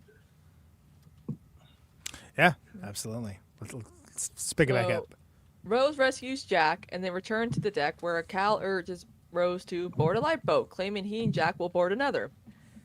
Cal unwittingly wraps his coat containing the necklace around her. I put the coat. Sorry, I was gonna say I put the necklace in the coat. I put the coat on her. As the lifeboat is lowered, Rose jumps back onto the ship, unwillingly to leave Jack behind. Enraged, Cal grabs a pistol and chases them through the flooding ship, but gives up when they escape. Cal joins the lifeboat by pretending to be a child's father. I have a child. I put the diamond in the coat. I put the coat on her. I do think that having him chase them with a gun does kind of jump the shark a little bit. No pun intended, jump the shark, but it's just like all of a sudden it's like, oh, all right, they're just like we're adding a gun to the mix, and it's like I don't know, man. Like, did you need the gun? Yeah. It's like I know what I'll do. I'm just gonna shoot them both. Yeah, I'll be doing your time together. Chippewa Falls. Actually, I don't know about those two, but it's like 3.5 hours away. Like it's just like upstate, like towards Minneapolis. It's like closer to Minneapolis than it is to Madison or Milwaukee. But it is funny to hear Wisconsin mentioned. People love hearing Wisconsin mentioned in movies around here. It's Kansas.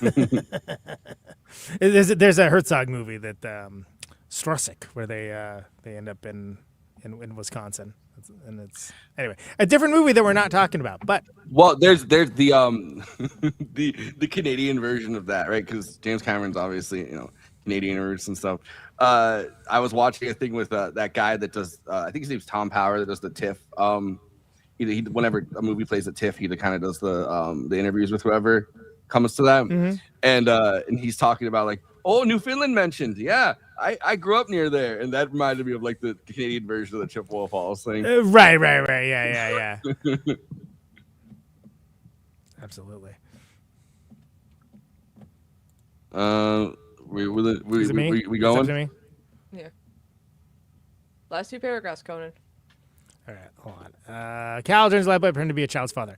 As the flooded bow sinks, the stern rises into the air, and Jack and Rose cling to the railing. Crazy scene. I know that whole sequence. I'm like, oh, this is what really happened? And that's why, like, a lot of people, there's so many people, like, paintings of, like, the image of it, and again, that's another thing, like, James Cameron was like, did I get all that right? Oh, I got one thing wrong. Damn it. Well, there's two things that people really love when it comes to like paintings. People really love anything that's a painting of like a ship on fire. Yeah. People love those kinds of paintings, and then they also love the ship split in two. I think. Yeah. And it's whether it's accurate or not, it's a crazy thrill ride aspect of things where they have to like move up to the other side of the bars because everyone's like falling and stuff like gravity, apparently, this thing. Yeah, his buddy's girlfriend, who storyline is almost completely ditched, but Fabrizio's girlfriend, like, there's a whole like thing with them as well, like that. Well, also Yeah. too, there's the one guy who he survived because he kept drinking. That's right. He's like right next, like That's me. That's me. If you like, got he me kept in the drinking ship. alcohol. He looks like I was drinking that whole night. Once because the body temperature, alcohol does keep you warm. Yeah, and that's so like true. you can tell Rose looks at him and he's just like, yeah, this is it. Yeah, that guy's in a night to remember too because he's That's him. he's Yep, sitting there, that's and him.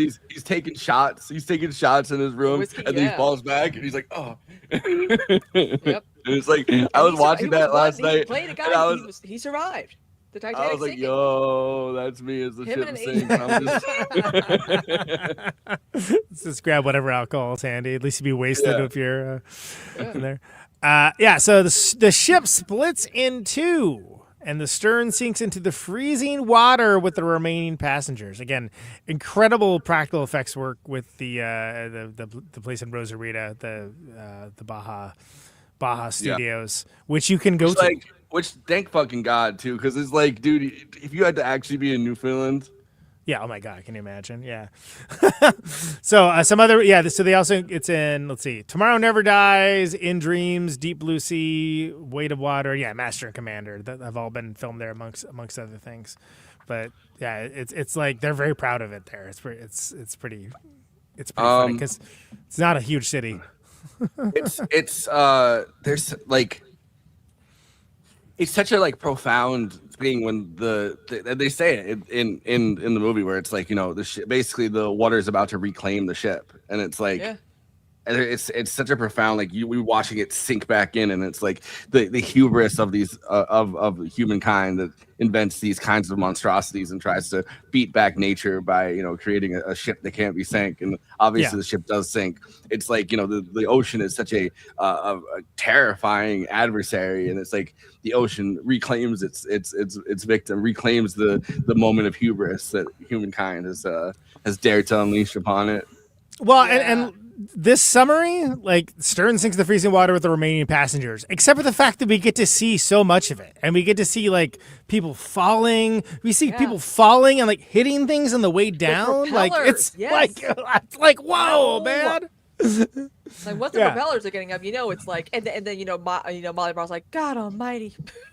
Yeah, like, so that's a fraud. I can't even look because that's all his fault. A whole fault. thing where I don't know if I'm getting the exact sequence of this right, but the Fabrizio character, Cal was going to start shooting, or the guy, either him or his valet was going to start shooting, and one of them was going to hit Fabrizio and then kill Fabrizio.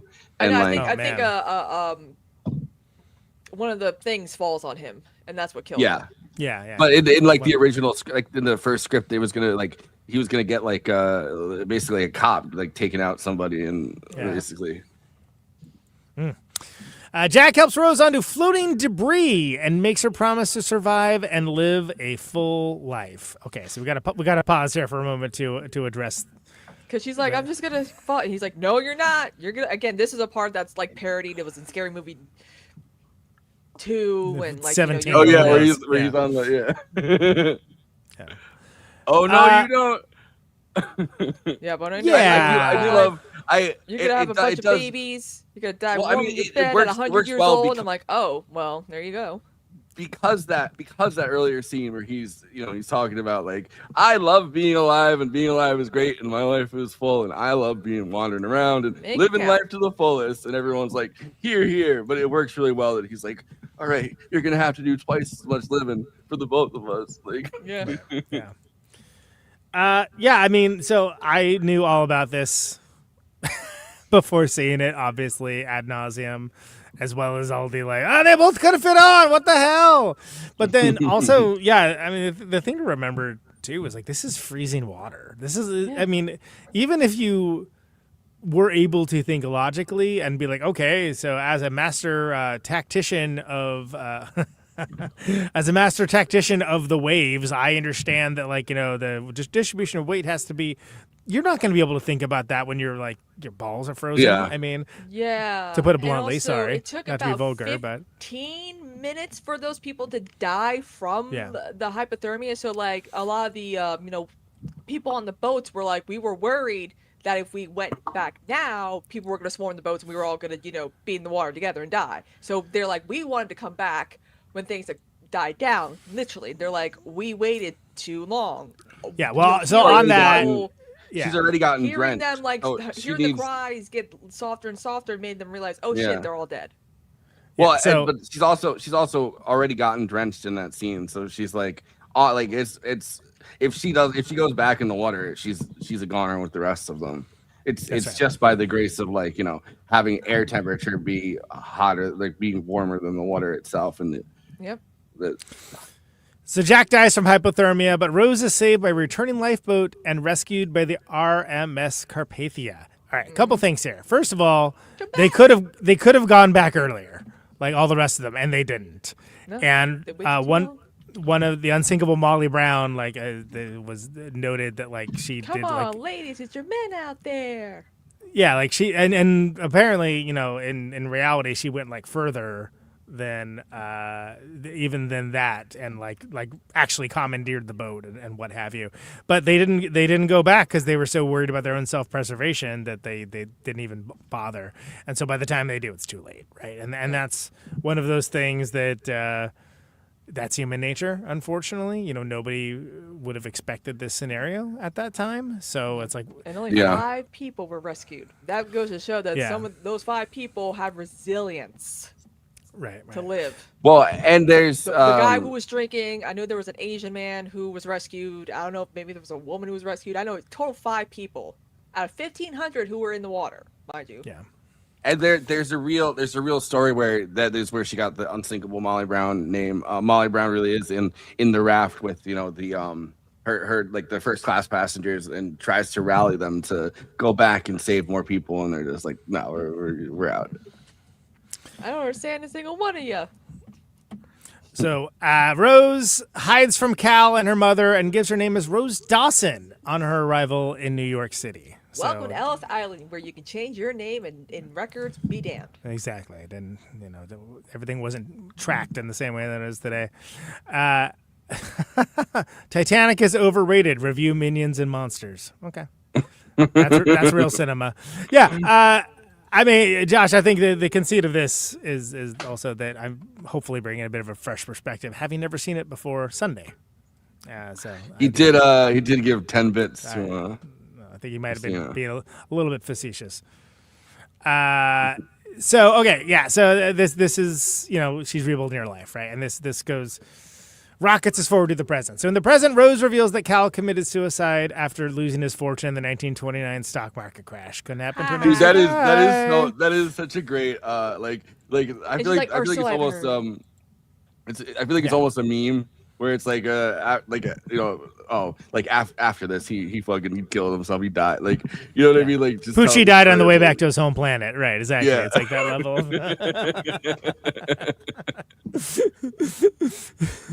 Well, and it's like couldn't happen to a nicer guy, and also would be like in character for what was happening at that time. I mean, that was, he was very much like that kind of guy. So Yeah, I'd rather die than lose everything. she tells the Keldish crew that Jack saved her in every possible way and laments that her memories are all that she has left of him. Again, that goes back to what we were saying, that poor people didn't have their picture taken or drawn or Yeah, there's anything. no documents. There's no documentation at all. It wasn't a thing that happened, which is crazy in this age where everything is documented. Doesn't matter who you are. There's like a billion freaking pictures. I'd rather be dead than poor. Yeah, that's a good. That's a good. Yeah, tells you everything you need to know. No excuse for taking off work. Yeah, no excuse for taking off work. Touched by her account, Lovett abandons his search for the necklace. Alone at night on the stern of the Keldish, Rose, who has kept the necklace in her possession, drops it into the sea above the wreck. Okay, how do you feel about that? She had it the whole time. You know what? I remember being younger. I'm like, she probably had it she probably still has it. That's she.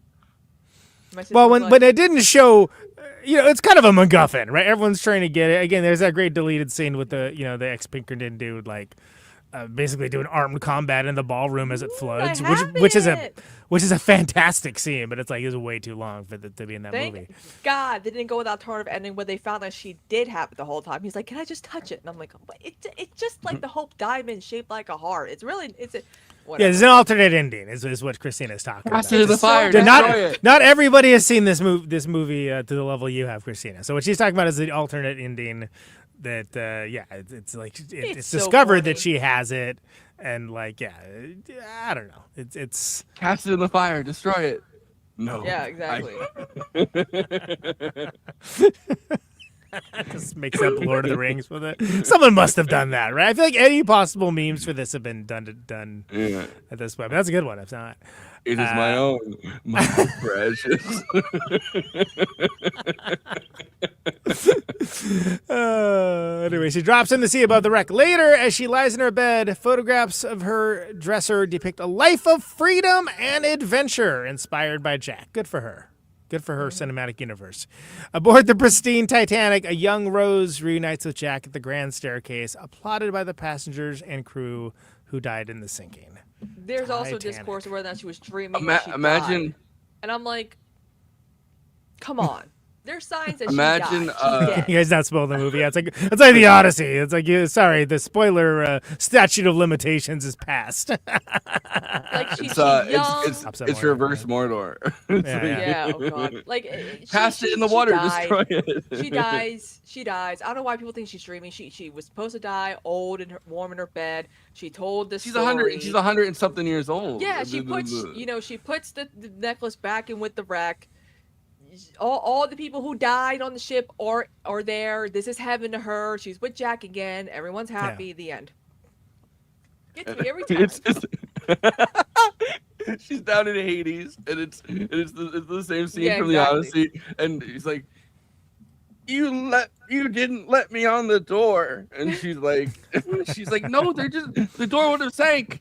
You didn't even try. She's wearing like what looks like a wedding dress. Instead of Agamemnon, it's Jack. Some of the discourse around Titanic is so funny because it's like, obviously she dies in the end, y'all. Why is she wearing white? Why is she with? Come on.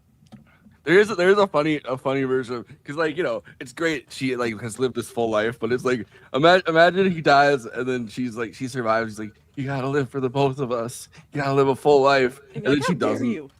But she doesn't live a full life. She's like, she lives like the most boring life imaginable, and it's like, you let him down. You let him down twice. She literally did like the soap opera career. Like she knew how to fly a plane, race a car, ride a horse, do this, do that. I'm like, damn. She's. And they barely let women do any of those things back then.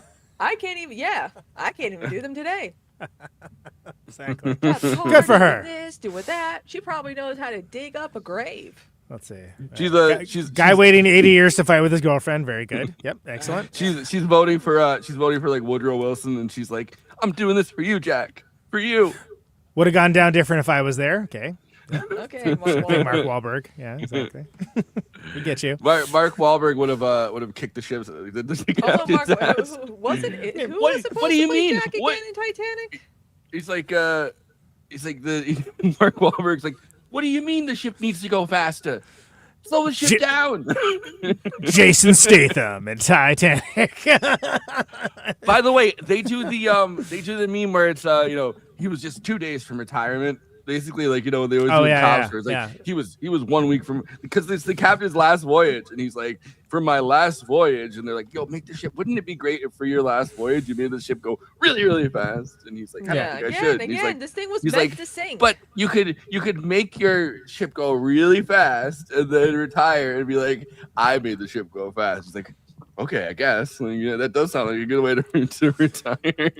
Also, you can tell how cold it was because of, when they're having like the tea and the steam coming out of the cup of the tea. I was like, oh damn, it's cold. Also, and then she's did you guys spilling hear the story tea. about how they got drugged on the set with like hallucinogenics. Yeah, They still haven't found out who did it. And Wahlberg would have also, sliced right through the iceberg. hypothermia because James Cameron, notorious for not having safe sets, people were getting injured and getting freezing cold. Wait. I did not hear safe sets when you said that. I heard something different. Wait. But I was like, James Cameron, in the news notorious recently, for safe sex in cars. It's notorious. I have it. This is what Christina's talking about. Like, I always knew it as East Coast lore, like coming from Newfoundland. I had heard this urban legend growing up, and I've heard it in the news recently. I wanted to ask you about it, which is the story that, like, while you were filming in Dartmouth and Nova Scotia, the chowder got laced with PCP. This is true?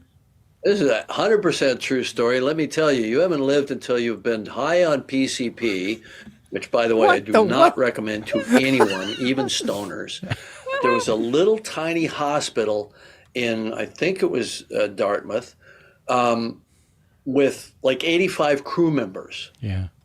So the hospital, there was an emergency room with no one in it and like a nurse, and 85 crew members walk in. We don't know. We think we've had shellfish poisoning, like, neural shellfish poisoning that kills you, we walk in, we don't know what's going on. And basically somebody had taken a pound of PCP and dumped it into the chowder. Why? And we have a pretty strong suspicion who it was, although it was never proven. We believe the story is that it was somebody who had a beef with the caterers, because the first thing we did was fire the caterers, right, when we recovered, the next day. Sure enough, we had some leads on that. Of course, the operant theory was that I was such a psychomaniac that they were trying to get back at me, but I reject that theory out of hand for obvious reasons. Yeah, but that is a true story. They got poisoned with PCP. A pound, and they still don't know who did it to this day. Well, he says they have an idea. But you can't really go around accusing people like that unless PCP. That's of all the things to get dosed with, PCP. Good God! All right. Why not I don't know. Oh God! I guess it's a couple years too early, but I was gonna say acid. Oh my God, they would have been so mentally fucked up for life.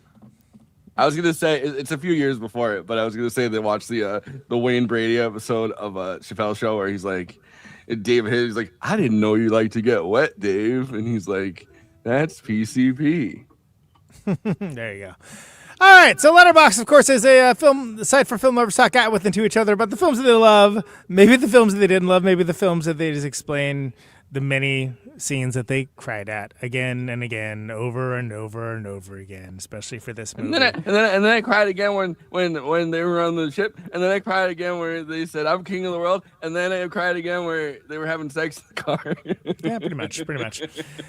And of course, it's a bottom of democracy. Everyone gets to have their say. Everyone gets to chime and opine about the movies, not just Siskel's and Eberts of the world. Everyone gets to have their say. And for the purposes of this bit, that is best expressed succinctly with a collected weekly by yours truly for Forrest in the panel. In this case, just us. No one here with us chickens. This show to react to. So Forrest and Kristina get to react to these. That's right. That's what this bit is. These are the Letterboxd one-liners for Titanic. Let's roll them.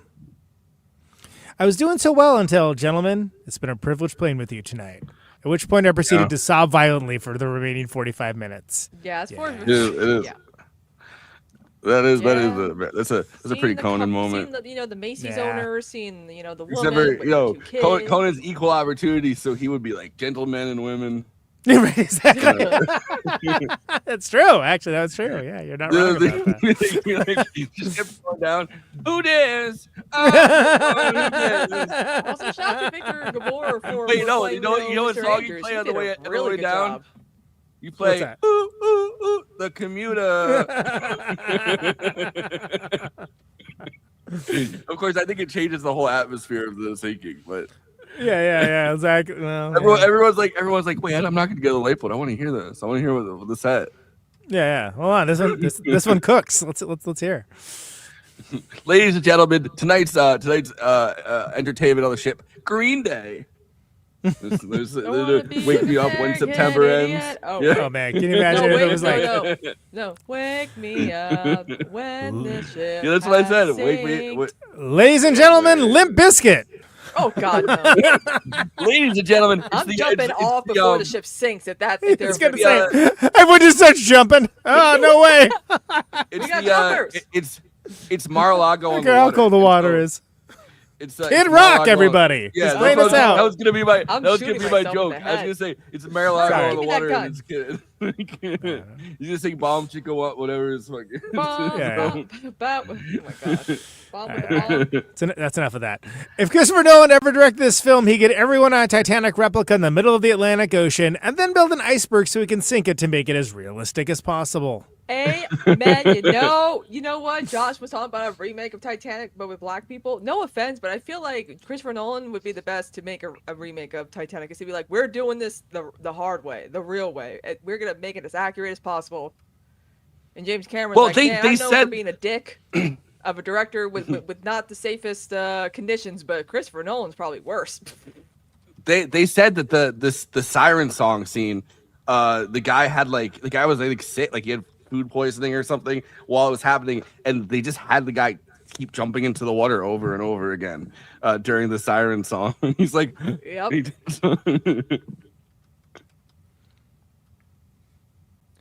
True love is busting down a White Star Line door in a sinking ship with her significant other and then turning around and yelling, "Shut up!" in unison at the crew member who tells you you're going to have to pay for it. Yeah, is it gonna matter? I'd be like, I wonder what happened to that guy. No, I do feel bad for him.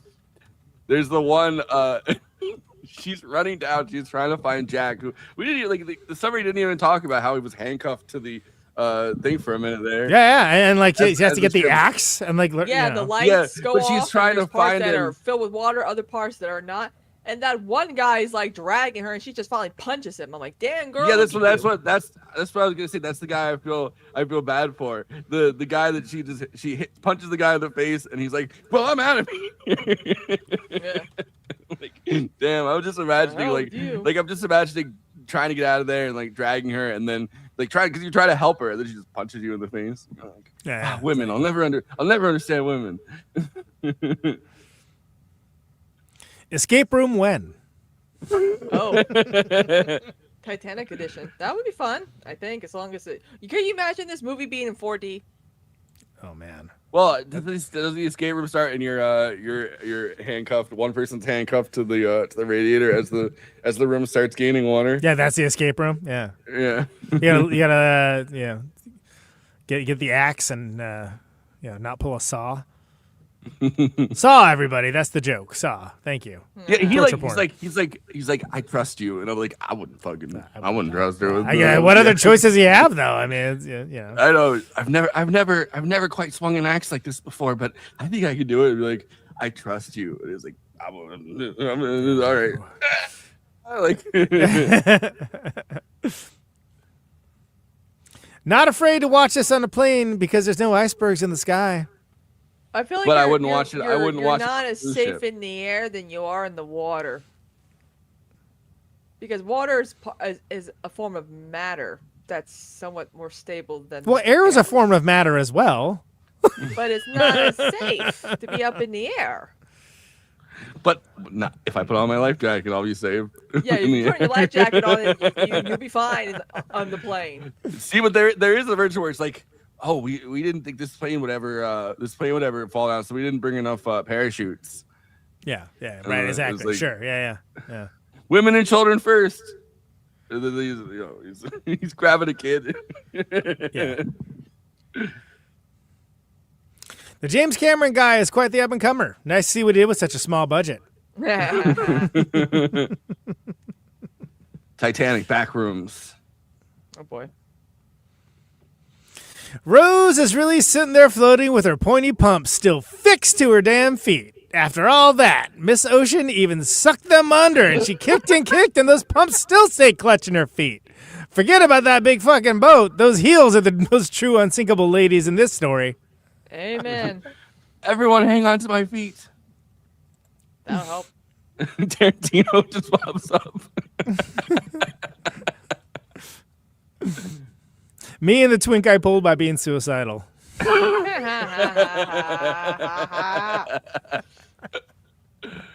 Yeah, he called her ass out. He's like, "You weren't gonna. I know you're not gonna do it." It is such a smart piece of writing, I guess, in that scene when he's like, you know how cold that water is. Mm-hmm. I'll jump in after you, but I'm gonna fucking freeze my ass off. When that one guy said, "Only women, no men," so true. Amen. Women and children first. Sir, may I? No men. Heterosexual excellence. That's the best way to describe that love story. And you know what? Sometimes I feel like, one day, I feel like when it comes to the preferable age of women that Leonardo DiCaprio has, I feel like Kate Winslet's like the only one he'd be like, yeah, I would. I feel like one day they'll get together. That's our hope. One day they'll be together. They've always had such a close friendship. They're still BFFs. They did Revolutionary Road together, which very different from Titanic, mind you. Dude, I forgot about this. I forgot about this headline at the end of the pandemic when Kate Winslet said she started crying and couldn't stop for an hour when she saw Leonardo DiCaprio for the first time after the pandemic ended, after quarantine ended. Yeah. Oh, that's sweet. So those are the Letterboxd one-liners for Titanic. Please follow the show on our Letterboxd HQ account at Movie Night Extra, where you have all the great write-ups, all the great episodes that we have on this very show, as well as Tenet short-form content, fun other materials, things along those lines. A great follow. Ship Can't Sink at Always Flacco, Forrest, that's your host down there. He is in the water, so do him a favor and either throw him a life preserver or follow him on Letterboxd to see what he's up to over on Letterboxd. And such small portions. You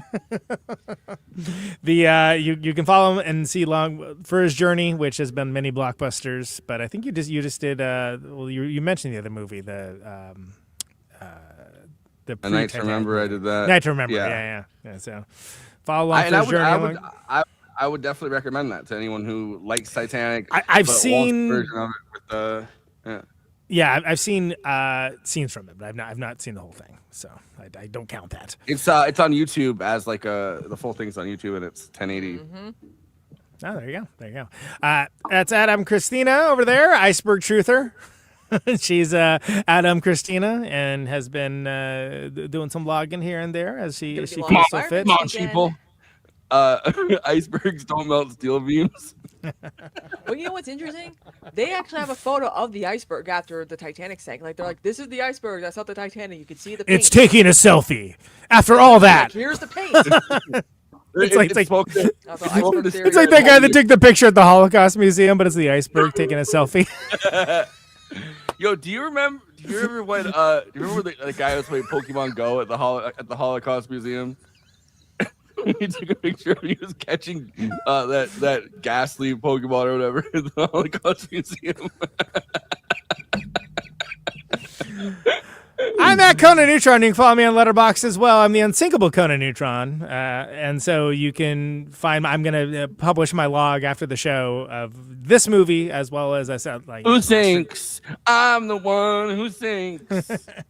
I also, crazily enough, didn't have this plan. Watch Master and Commander: Far Side of the World recently, which is funny. Nice. I think I'm down to 9 for my Criterion challenge because I saw Fish Tank just recently, Andrea Arnold movie, which is really cool. But follow me along for that. The highbrow, the midbrow, the populous fair, all that stuff. I looked up.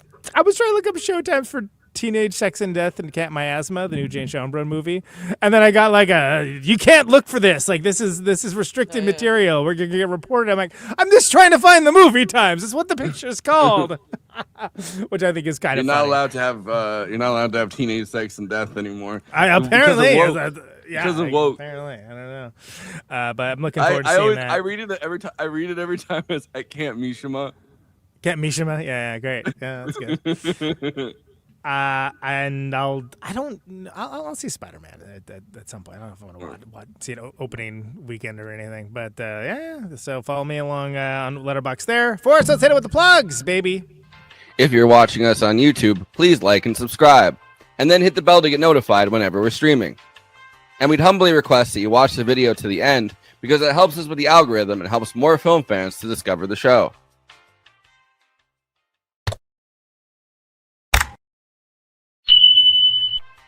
We're also monetized. If you want to get your chat questions definitely read on stream, you can always send us a super chat, which will help us keep the show going. Every cent helps. If you're watching on Twitch, you can gift us a free sub on Amazon Prime with your Prime membership, but getting subs on Twitch is always appreciated, and it helps to follow us on there as well. We also have an audio feed, which is available wherever you download podcasts, if you prefer to listen to podcasts rather than watch the stream. That's updated usually the same day we stream, but watching on YouTube and Twitch is the best way to get the show first, live as it happens. If you want to support us with a monthly donation and get access to all of our after parties forever, which go patron only after we do them, you can become a patron at patreon.com/movie night extra. Link is in the description for that. It really helps us keep the show going since we do have some expenses to make this happen. We also have a Discord community. Link is in the description for that. We sometimes watch movies we cover on there. We get into conversations about everything from film to TV shows to related podcasts. We even have a Discord channel for memes. It's really fun on there. You can find us on all the social media platforms: Facebook, Instagram, Blue Sky, Twitter, and Threads. You connect with us on all of those. Talk to us. We'd love to hear from you. Lastly, we recently made a TikTok at Movie Night Extra where we're putting up short form clips from the episodes. Okay, passing this to Conan so he can tell you about his music and this week's Protonic Reversal. Conan, who's on Protonic this week? Yeah, that's right. So the Jen Finch Memorial episode is still the most recent one in the general feed. I got Steve Until Neurosis coming up, which should be good. They just played their first show back in, I think, 7 years, if I remember correctly. So that should be a really good one. I also have Blog Dolly of the Dwarves coming up, which should be good. It's been a long time coming for that. And then I'm crazily enough going to have a interview with Parliament Funkadelic guitarist who replaced Eddie Hazel. So the guy's been like 17, Michael Hampton. He's coming on in a special episode next weekend. So plenty of Protonics before it is tour time, baby. But you can protonicversal.com, patreon.com/protonicversal, $1 a month advance access for all those episodes. So please, if you haven't become a patron of Protonic Reversal, please do that. I've had a few fall off. They come back, but it would be nice to get that building back up again because I got a lot of good stuff coming up. Neutron Friends, Neutron Secret Friends, of course, hitting the West Coast with The Null. I was trying to put it in our put it up, but I have to do it this way. I have a great tour poster for this. This is Chris Williams, who does all of our show art. He did the poster for this. They put it on screen. So we're playing San Francisco, we're playing Sacramento, we're playing Eureka, Portland, Seattle.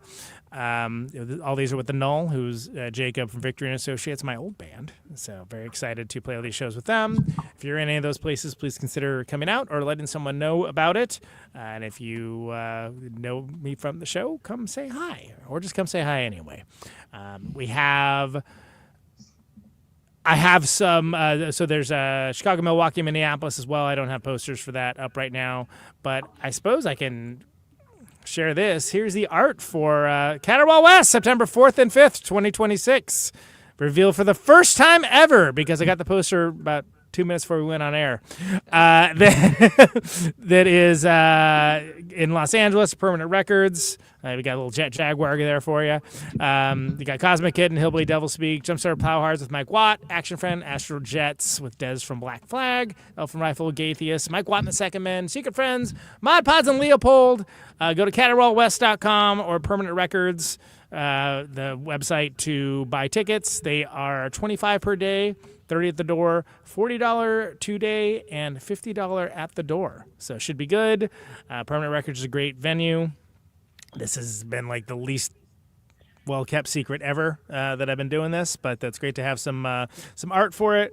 I know we have some people that are wanting to see us in LA, which we just played LA, but like we're playing LA again, and it's for this. It's for Caterwaull, so this is the great art of that by Ryan Flowers. So come out for that if you're in those areas, and then Midwest shows in September and some other stuff to announce pretty soon. NeutronFriends.com, NeutronFriends.bandcamp.com. Way of the Neutron's new record. We're doing a record sale and a CD sale, so if you like physical media, you can get every one of the records but Artemer for $100 right now, which some people have asked for. We did that for a while. It's a good way to kind of catch up on everything. And then we have some few shopping bags, not that many left, if you're interested in repping at the Whole Foods or your farmer's market or whatever it happens to be. People that have them seem to really like them, which is good. We wanted to have that for forever, so I'm glad. And then, that's about it. I'm going on 1001 Album Complaints to talk about Wire next week. So I'm not sure when exactly that's going to be out, probably right before we go out on tour. But, that's what's going on with me. Kristina, what do you got? Yeah, I haven't really been able to do my show because I've been taking care of a freaking puppy mill. Week 2 of this. Still been streaming. Again, got like 12 hours of Dark Shadows in. People are hooked. I had people waiting like 2 hours before I started streaming for Shadow Saturday. And the people demand it. And I'm going to be starting Dark for October. We're going to dedicate at least 3 to 4 hours of Dark Shadows every stream because it's Halloween. People demand it. I'm excited about that. Still been, I went over the Abdul El Sayed and Haley Stevens debate last night, which was very fun. She's crazy. He's very much. Now I really want to button this. Whenever this comes up, that goes, Israel comes to me in my dreams. I have that as a sound alert. It's great. So I've been streaming. Just prepping, obviously, for Spider-Man's coming out. Good to see that. Do a little Letterboxd one-line review of that. Really not a whole lot going on besides streaming and trying to podcast. I haven't even been on my 4th show because I've been so busy. The space station, which, oh well. Also, Forrest and I are probably going to space a little late tomorrow. Yeah, we're gonna figure that out. I told them that I was gonna start doing Space Station, and then last week I was just too tired. We streamed like 3 times last week. I'm kind of burnt, frankly. So I mean, we've been burning at both ends. Yeah. Yeah. So I don't blame you for not doing a 4th show. We got one of those weeks coming up with when we do Under the Silver Globe or On the Silver Globe. On the Silver Globe, the Zlowski movie, the director of Possession. In my head, I do Under the Silver Lake. Under the Silver Lake, on the Silver Globe. I had the hardest time differentiating those two for a long time. Yeah, but yeah. That's gonna be fun. Also, later on in August, which is gonna be on Forrest's birthday and of course Michael Jackson's birthday.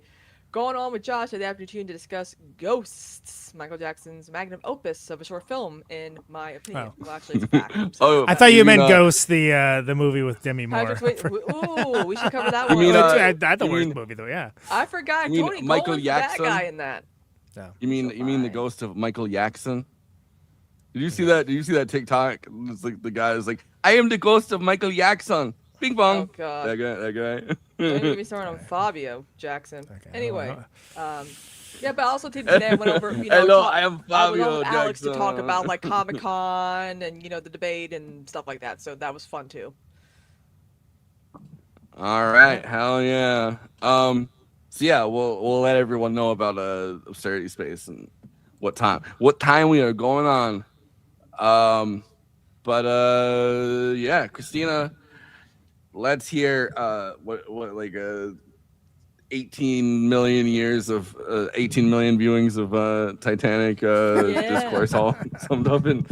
Inside you are two wolves, and the wolves are Kristina and I. Yeah. This is definitely a top 10 film for me. This is one of the first movies I remember seeing as a wee little one. This, The Wizard of Oz, and Austin Powers. Again, Austin Powers also came out in 97. I know, what an interesting trio of films. Name a more iconic trio. Yeah, okay. Exactly. Wizard of Oz, Titanic, and Austin Powers. By the way, the fourth Austin Powers movie is definitely happening. Just, to me, this is my favorite James Cameron movie. Great effects, great, acting, use of characters, no matter how big or small. Sometimes you can't believe this film was made, considering what went on behind the scenes and on set when they were filming it. James Cameron probably should have gotten sued, considering all the people who got sick and injured. And dosed with PCP, apparently? Like, yeah, hypothermia what? and all, because he was using real, cold ocean water, too. But you can tell he put his heart and dedication. This was his passion I project. thought you were gonna say you could tell they put PCP in that. But you can tell, for a lot of us, this movie developed our obsession with Titanic as children, myself included. I've seen everything about Titanic in regards to James Cameron's film, like Ghost of the Abyss, his other documentaries about the Titanic. There's something pretty funny about a very niche interest in a ship. There's something very funny about James Cameron having done the movie The Abyss and then calling his documentary The Ghost of the Abyss. Yeah, and also too, he explored the Mariana Trench, which is insane to do. No one. Yeah. I haven't even toured there, and I've toured everywhere. Thank you. Yeah, exactly. Very few people have gone down to the deep. That's the deepest. I don't think you could. I don't think you could make your money back down there. To be honest. I know it seems like the juice ain't gonna be worth the squeeze, almost, right? Yeah. And the close Limited up, audience. I would trust my life with James Cameron to go visit the Titanic. But only that. Dr. Rush, no. I would trust my life with James Cameron trying PCP from the first. What about? What if it was who would be the most unlikely person to have put PCP in the food? Do you think? Gloria Stewart. Gloria Stewart. Yes. Put PCP in everyone's food. I was gonna say the guy Victor Newman from The Young and Restless, who played John Jacob Astor. Or you could just go with Kathy Bates. Yeah. Or you could have a Sigourney Weaver, the set that he wasn't cast in this James Cameron movie and going wait, what if it was Linda Hamilton seeking some revenge? Yep, there you go. I saw. She's I'm not going to get any money out of this divorce. Titanic mystery, y'all. I'm gonna contact James Cameron, let him know it was his ex-wife. I like the idea of. I like the idea of James Cameron not signing a prenup and going, "This marriage will never sink." Oh, okay. Yeah. This is an unbreakable bond between us. This marriage will last forever. There's no way this marriage will ever end. And she's like, "Yes, you don't need a prenup." And then they get divorced right away. Yeah, Conan, let's hear first time, long time thoughts on it. Pretty good. Pretty good. I said, I think I pretty much said all my final thoughts at the top of the show, I would say. So no need to repeat. Yeah. Well, we are going to be. Well, hey, we put you in we put you in the back rooms. Josh in the back rooms. Yeah. Mom, Daddy, help! Josh Afternoon Tunes in the back rooms. All right. Speaking of which, we're doing an after party, so prepare for nonsense. I'm trying to set up the after party as we're talking. So July's over. That was Blockbuster month, everyone. Thank you so much. We are doing the Nolan Batmans next. We're doing Batman. Batman will begin. Yep, with my buddy Gus. And then we got The Dark Knight, everyone's favorite, which is going to be Freddy. Yeah, Freddie Is G, that one? our favorite Jewish Yeah. ginger anti-Zionist TikToker that Forrest and I know. As long as he's not going to some random state to like campaign for people. And The picture then of him in Michigan is crazy. and after that, The Dark Knight will rise with The Dark Knight Rises. So look forward to that. And then You think the Titanic is your ally? I was made by the Titanic, molded by it. I didn't see land till I was we're not letting 13. you. We're not reviewing that stupid Tay Diggs stepfather movie. God come on, damn it! what kind of show do you think this is? And then, but we are doing On the Silver Globe with Wait. Renee Ruin. Renee Ruin. I coming. have an Israeli girlfriend. Can I still come on? That's good. It's once in a No, while. you're Yeah. now banned. And on the Silver Globe, the Zalowski movie, Director of Possession, with Renee Ruin coming back on, I think, second week is what we decided for that as well. So there you go. Got the Nolan Batmans coming up, and then we're closing out the summer. But yeah, that was it for Blockbuster. We could call it Cameron month, except for the Odyssey, frankly. But Wait, I think that's gonna be on the I want to say the 8th. It's the first week of Well, we're doing it on a weekend. If we do a show on a weekend, it's usually because Renee's involved. So, but that's on the Silver Globe is. It's because Australia doesn't have weekdays. Right, they outlawed them because it's a prison continent. You don't have weekends in prison. I mean, Yeah. you do, but it's the same as the weekdays. Wow. Oi, we don't have weekends in prison, mate. Yeah, so we're gonna be in the after party, getting silly, getting crunk. Yeah. We might What a drown. change up. This show is never gonna sink.